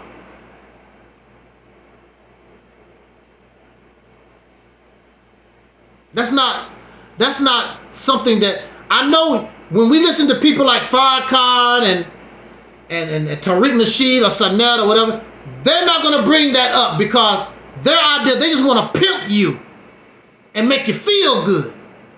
But we want to talk serious here. We want to talk reality here because that's the reality.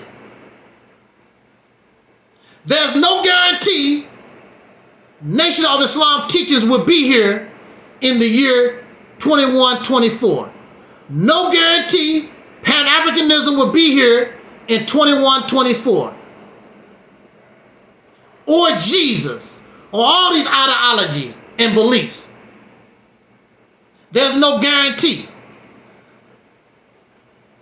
Life will completely change. See, this is what.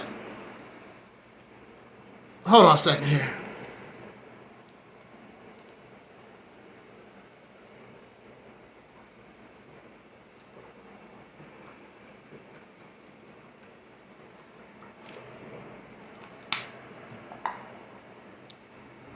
See, this is what people don't really understand about the Mississippi campaign. The Mississippi campaign is a vision designed to keep us on a certain path even to 21, 24, when all of us will be gone.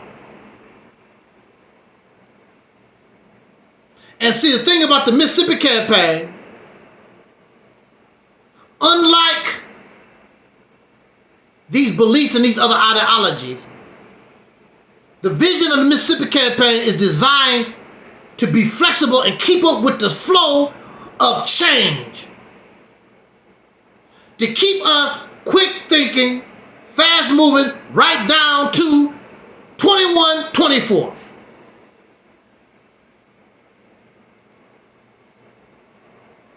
But I want to talk about 21, 24 because all of us will be gone.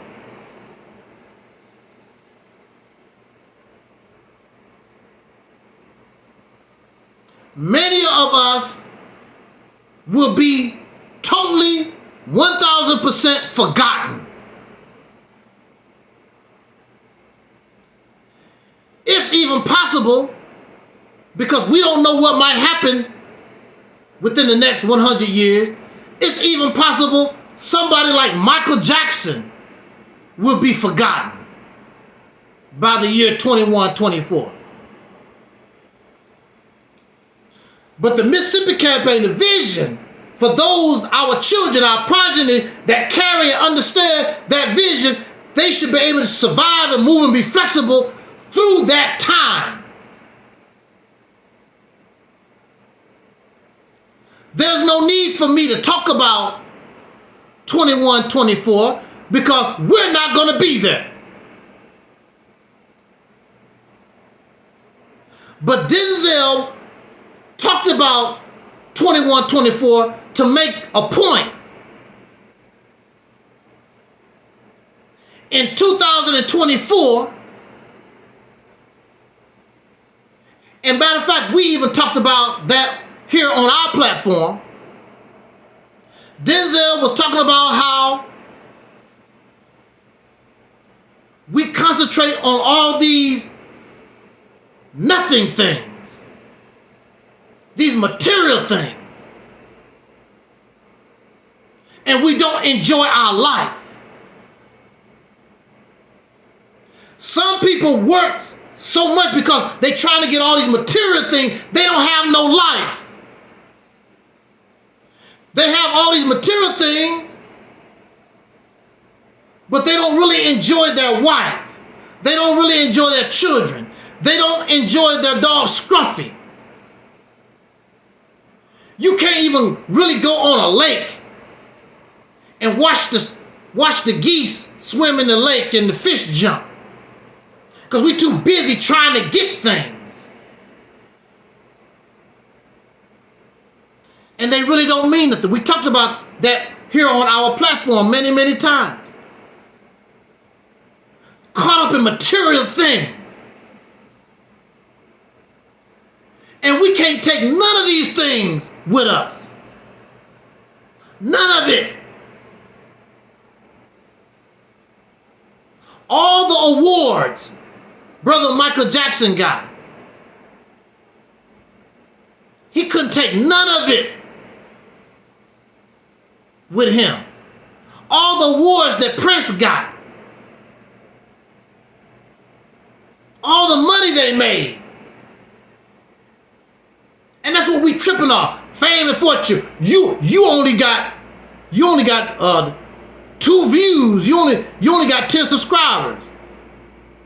When you go in the casket, none of your subscribers gonna go to you. All your views is gone. None of it gonna go to you. Because we're all the same. That's why I keep telling people, ain't nobody better than me. Because when it's all said and done, you going to the ground.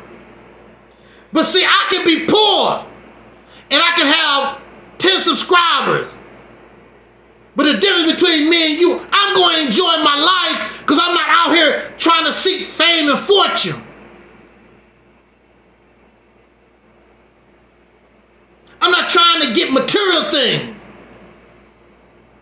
I love this. I don't mind spending my money on my young relatives because that smile, that enjoyment means more to me than the money I'm spending. I go into my grave because I made my little nieces and my little nephews and even some grown folks happy.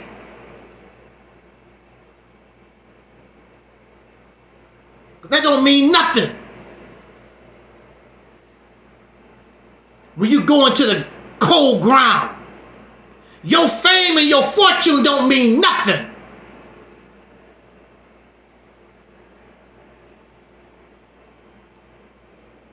Don't let nobody tell you that they better than you. All of us go to the grave. How the hell you better than me? You gonna go to the damn grave. But you better. And not only that, you keep talking your crap, somebody go get a gun and send you to your grave faster than you wanted to. Because the poor man with a gun can take out a rich man. These folks take out the president What make you think they do to a celebrity? Somebody think they're a big shot. You ain't nothing, you die.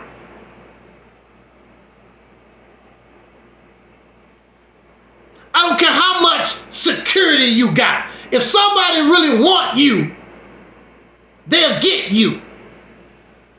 If they really, really want you. And they have the resources. Because you will die. They know you will die. Because ain't nobody better than nobody.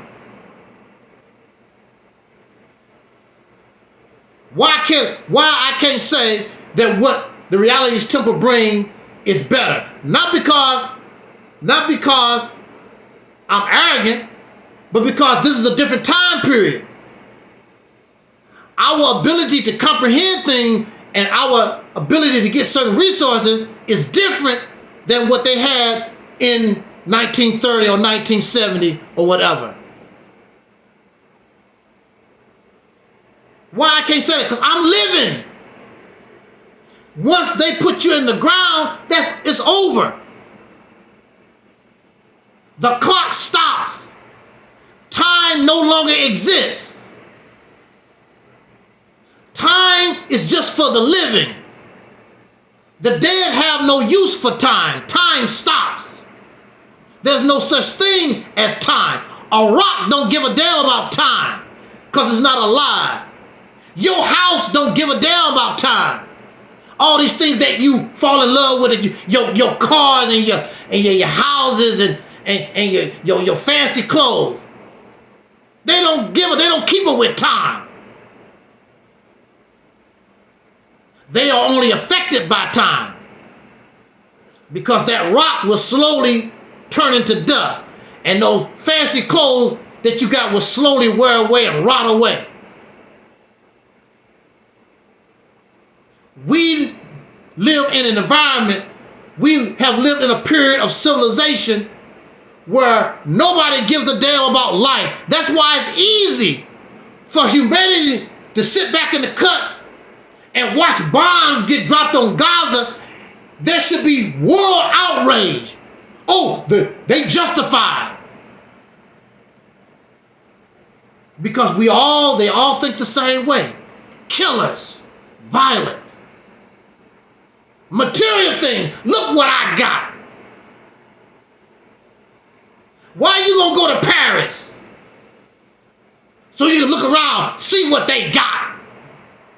You don't want to go to Africa because they ain't got nothing. So you want to go to Paris. You want to go somewhere. Oh, look what they got. You fascinated by what they got. You don't want to go to no place and they don't got nothing. There's no roller coasters. There's no Disneyland. They don't got nothing. Except visit the people. I've never been to this town before. Let's just go here and just visit the people, say hi. How do y'all live? Whatever. We don't give a damn about people. What y'all got? How can I enjoy myself? Let's go to the Statue of Liberty. Let's go visit this. Let's go visit what you got. And like Denzel Washington said, when it's all said and done, you got nothing. Because the important thing is what makes a person alive. And see, the funny thing about this, I'm listening to Denzel Washington say this, and what he's saying is true, but I'm thinking to myself, you saying this, Denzel, but you ain't giving up your mansion. You ain't giving up your $2,000 suits and your $500 shoes. And see, people talking all these things, but do they believe it themselves? See, we love things that sound good. Now, I'm not a millionaire, I'm not even a thousandaire, or I never wanted to those things. But I actually live what I say, and I never cared about material things. I would be happy if I met somebody like Terry Ellis in a shack, as long as we was able to eat, we can produce our own food, water, whatever. I would be happy. I don't need no fancy cars. I don't need to go to Las Vegas. I don't need all that stuff. I'm happy being in love and enjoying life. Another person to enjoy life. I'm not impressed by these material things. So people that get angry at me, nigga, you don't have no money. Nigga, you wear the same shirt all the time. Nigga, I don't care about what you talk, because that don't hurt me. No, I don't have no money. Yeah, I wear the same shirt all the time. You're damn right. Until it fall apart, until it can't be used no more. You're damn right. Drive the same car until the wheels fall off. You're damn right. That don't bother me none. Because who am I trying to impress?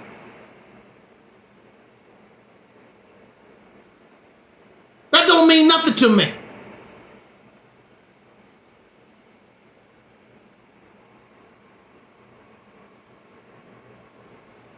I was a truck driver, making good money, but I don't want it. I don't want it. I don't. I felt guilty. That's why I was giving money away. But then I decided, just in case something happened, I have to prepare myself. So I made some good moves. But I don't care about these material things. Don't mean nothing. I want to see black people on top. And if you were serious about being on top, the little that I have, I'm willing to sacrifice and give it all, so we can be on top. These folks only thinking about themselves.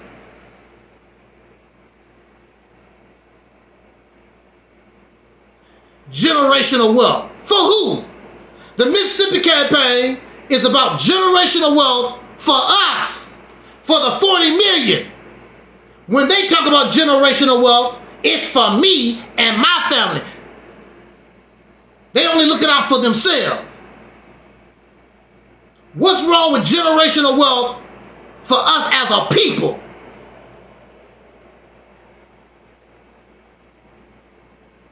That's what we need generational wealth for. But we have this, I got mine, you get yours attitude. We're not going to get nowhere with that.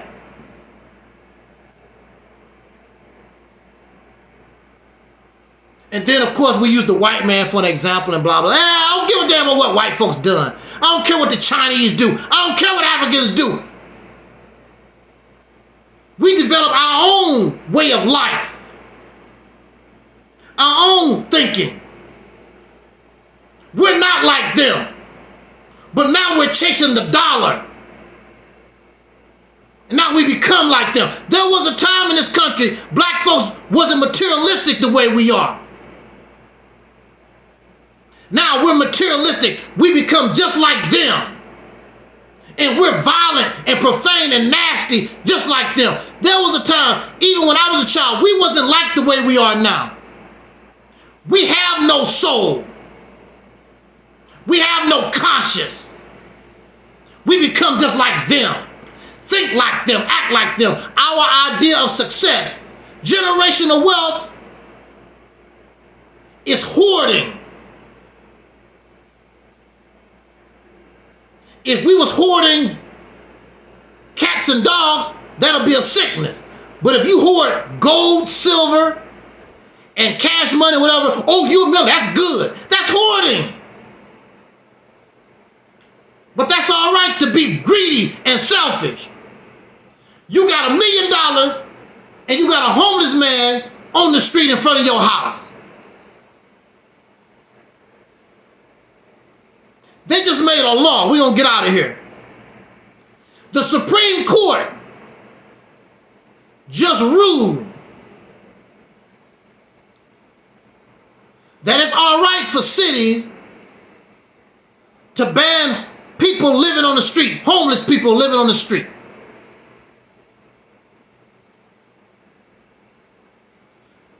They're going to make poverty illegal. Woo!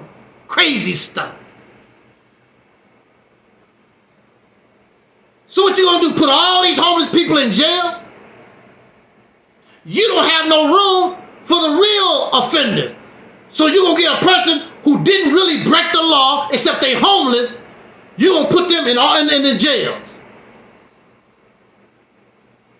You gonna waste police officers' time taking homeless people, take them to jail, then they get out, they go back on the street, police officers see them again, take them back. Stupid stuff. All the money you gonna spend on that nonsense, you could actually give people a real home. Even these tiny homes they can start building. They have these little tiny homes that a lot of folks are getting into now. But it just goes to show you, we have no compassion for humanity. There are people who work from paycheck to paycheck on a banana peel from being homeless. Especially when you talk about California, places like that, the rent high as hell. You have people that's homeless that have a job. They go to work every day. They cannot afford that high-ass rent. But we only think about ourselves. And that's a wonderful speech that Denzel gave. But Denzel is not giving up his mansion because that's a symbol of his success. I'm better. Look how I work. I'm great. And there are people who give these amazing speeches, but they don't live it. That's for you. It ain't for me. But I'm telling you, that's how you're supposed to do. Not for me.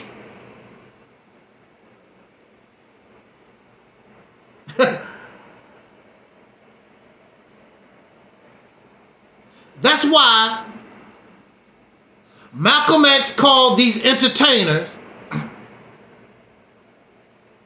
puppets.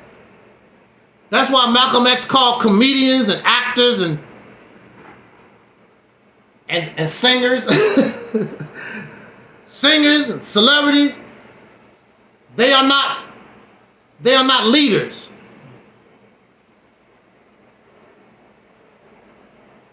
Most of them are puppets for the system. Because how can this man give this great speech, but look how you living, sir? And then you want to make sure you give your material things to your children. You're not going to give your material things to strangers and help your neighborhood or whatever. These celebrities, people with money, they only give chump change to certain, charities and whatever, because they have a lifestyle that they want to live. 18-room house and 5 swimming pools or whatever. I don't care about, I've never cared about that.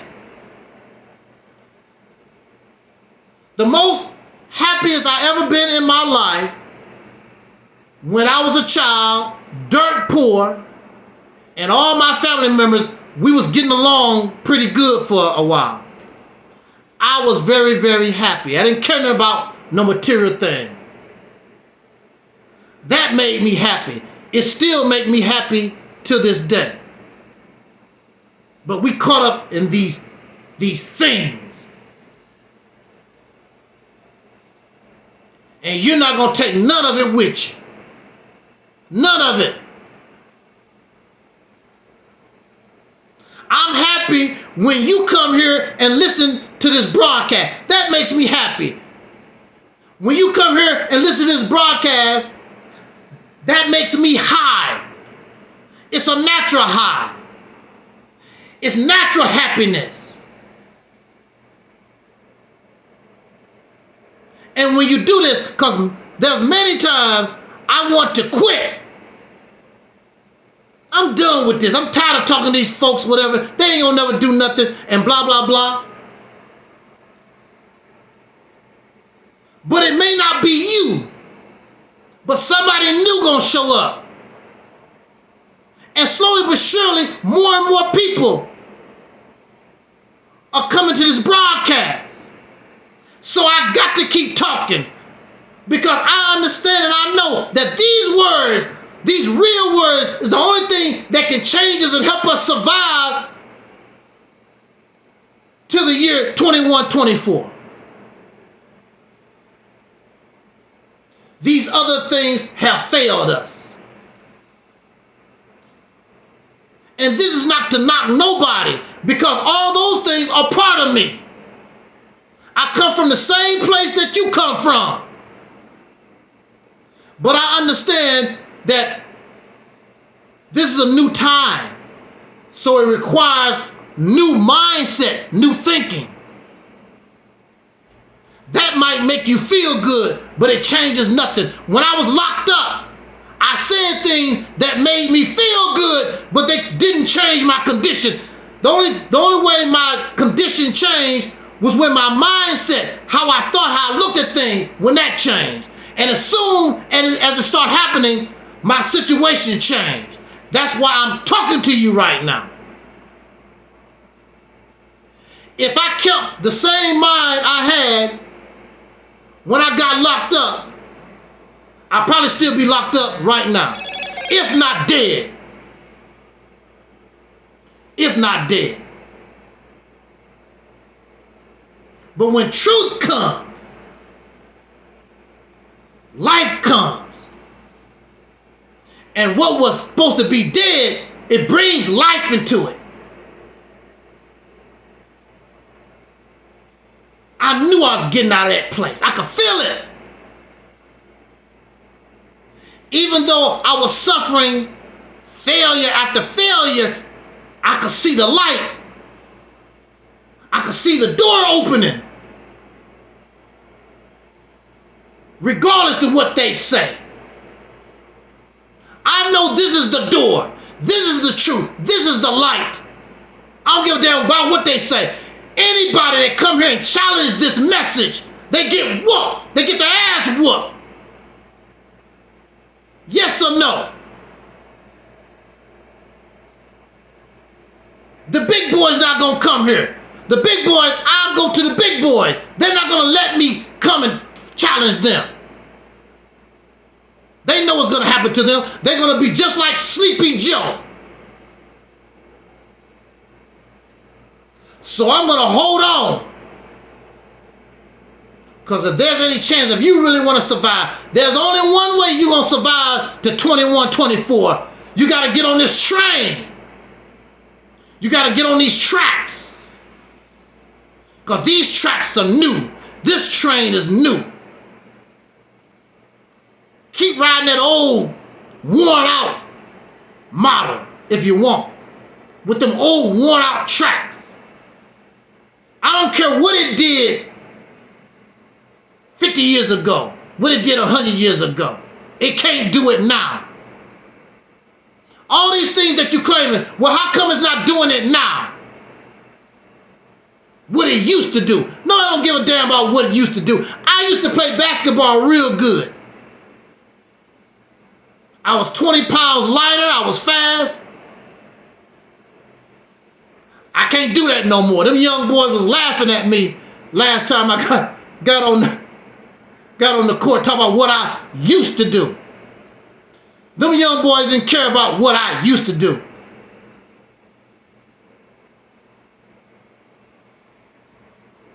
They care about what can you do now. Yeah, I will pick you. I'll put you on my team. You're going to be somebody's last choice. We don't care about what you used to do. We see that you can't do it now. That's just the reality of it. We don't want to accept the reality. Accept reality, my friend. It's much easier.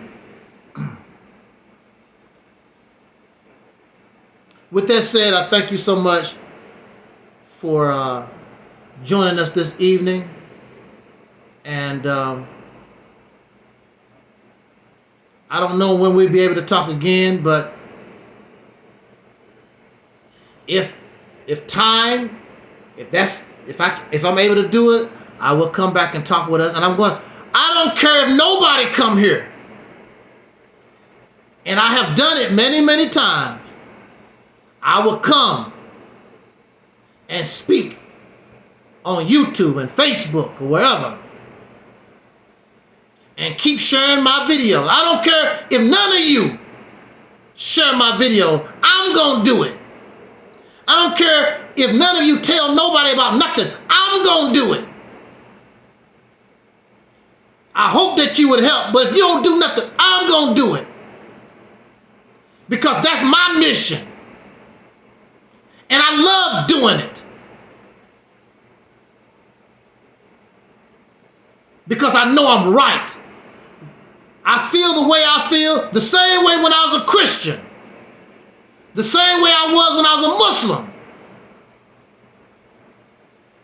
But now I know this is it. You can't beat this. The only thing you can do is get upset.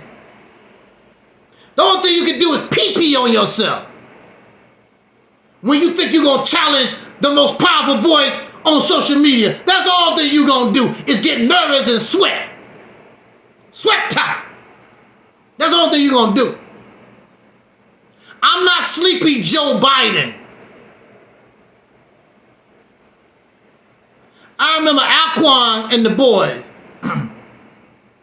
They really was pushing to try to debate me or whatever when I got sick, when I first got my cancer diagnosis. See, they try to take advantage of you. But you can't handle me even when I was sick. You can't handle me even when I had tubes up my nose and in my stomach. You can't do nothing with me. I still have enough energy to deal with y'all weak ass. So you damn sure not gonna do nothing with me when I'm feeling good. I'm feeling good carrying cancer in my body.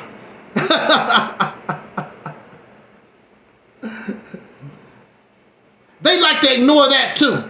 They keep talking about the power of their God. I said, all y'all crap is fake. Mine is real.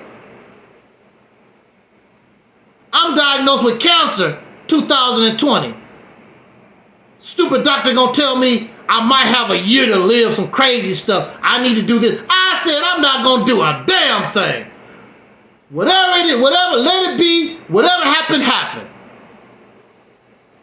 No chemotherapy, no kind of drugs, no holistic nothing. I'm not gonna do a damn thing. Kill me. Still here. 4 years later. Still here. Telling God to go to hell. I could tell God to go to hell because God don't exist. I tell them spirits and spooks and demons, all y'all can go to hell. I'm not afraid because they don't exist. None of them.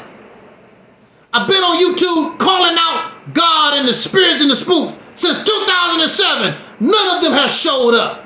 Not one. I'm supposed to be scared? I'm going to be scared of your Bible? Your Quran? Your God don't do nothing. Those Palestinians believe in Allah. Allah didn't stop not one bomb, one tank being dropped on them. A tank throwing missiles at them. I'm not impressed by your God. Matter of fact, didn't I make a video? And I told God to kill me. I told your God, whatever these gods is, I told God to kill me. If what Angelsnupnup7 is saying is wrong, God, kill me. Before Soul Liberation Day of last year. Don't let me have a Soul Liberation Day 2024. I asked God, I made videos, kill me. I'm still here. So apparently, your God don't feel as though I'm saying nothing wrong. But of course, you ignore all that and you want to continue to believe in your lies and your fairy tale.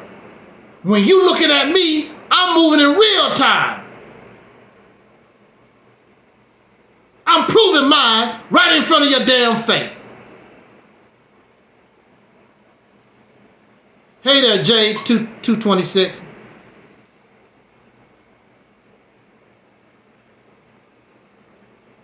With that said, we're going to get out of here. Jay, 226 is in the house on Angelsnupnup7 YouTube channel, which we simulcasting. We also simulcasting on our Reality's Temple on Earth Internet Ministry Facebook channel. This is Reality's Temple on Earth Internet Ministry YouTube channel. I thank you so much. Subscribe. Also, I did put in the chat room, I'm ready to go now, but I did put in the chat room, because this could have been general discussion. Anybody that wanted to come here and express yourself, you could have come here and said your thizzy. You could have come here and challenged the ideology of the temple and the vision, what we call the Mississippi Campaign. And for those of you who are not familiar with the Operation Exodus Mississippi Campaign, I would like to direct you towards our video called, I think it's Operation Exodus Mississippi Campaign for Dummies. Easy to look it up, for dummies. If you can't understand it from there, the foundation, the basics, then I guess you'll never get it. Because I made that video. Somebody talk about, I don't understand. It's real simple. What is there to understand? So I had to make a video for dummies. And then they shut up. I didn't hear them talk about it no more. Because if you don't understand this, I made it as simple as possible. We ain't going to no damn Mississippi. We didn't say nothing about going to Mississippi. We never said that. All these other garbage that folks keep saying I clarified all of it and made it very, very clear.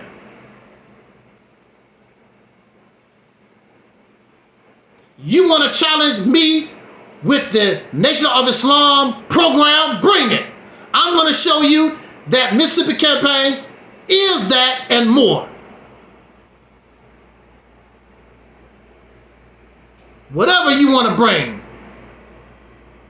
But don't cry, don't get upset because you lose. Now, the only thing sad about it is you know you're wrong and you're going to keep doing what you're doing.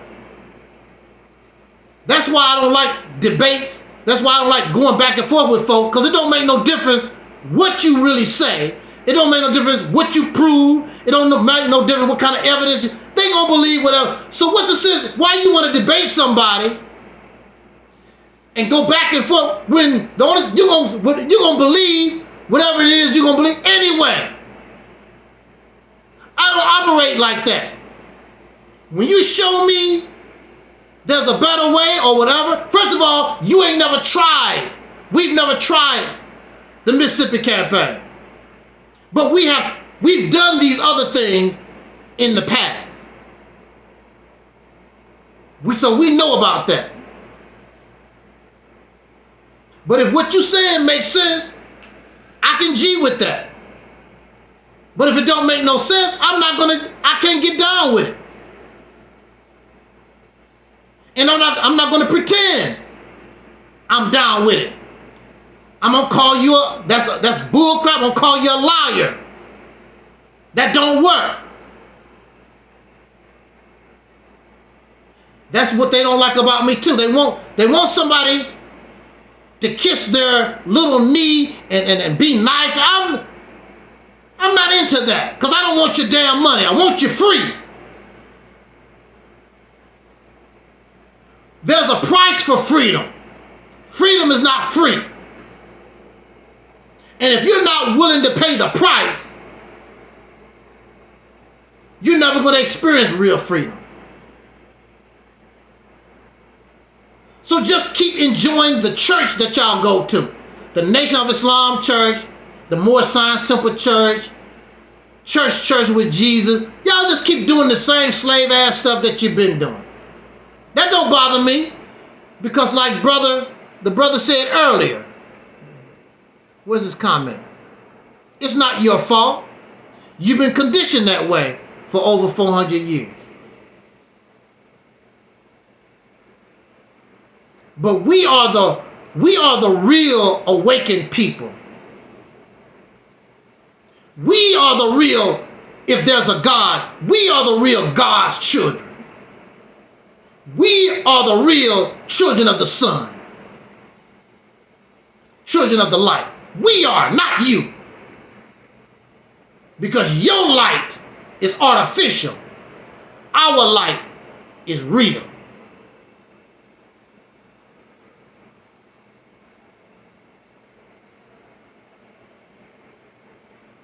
Exactly. Even in the scriptures, it says only a few.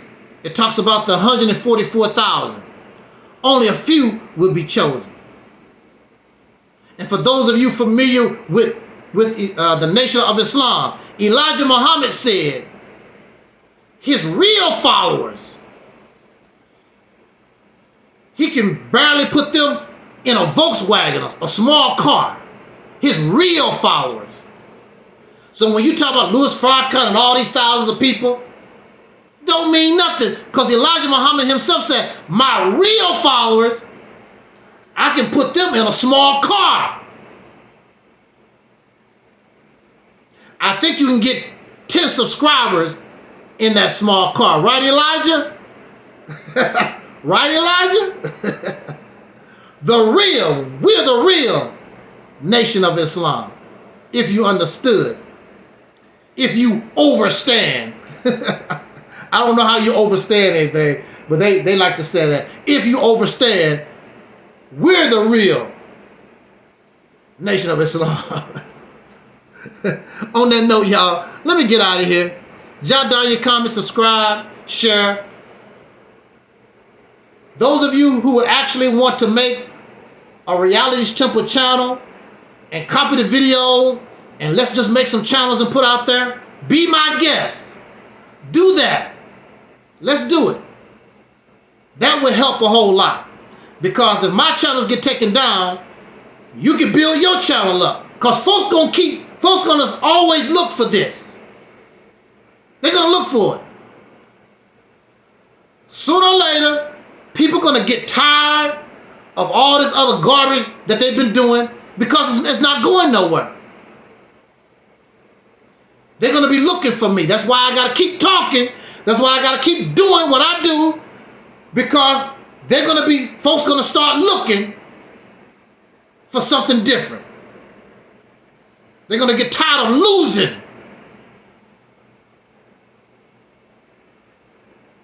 So I got to be here to help them as long as I can.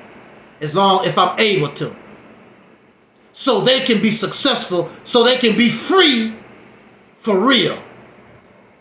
And gain great substance. Not just a bunch of talk. Talking don't mean nothing. I thank you. Shout out to our Facebook, Brother Freddie. Those in the chat room, Angelsnupnup7 YouTube. Those here on Realities Temple on Earth Internet Ministry YouTube, I thank you so much. I actually enjoyed myself much better than just making those small videos. That's what I was planning on doing. I'm like, I just go ahead and do all my topics on the live stream and be done with it. So, yeah, thank you. I appreciate it.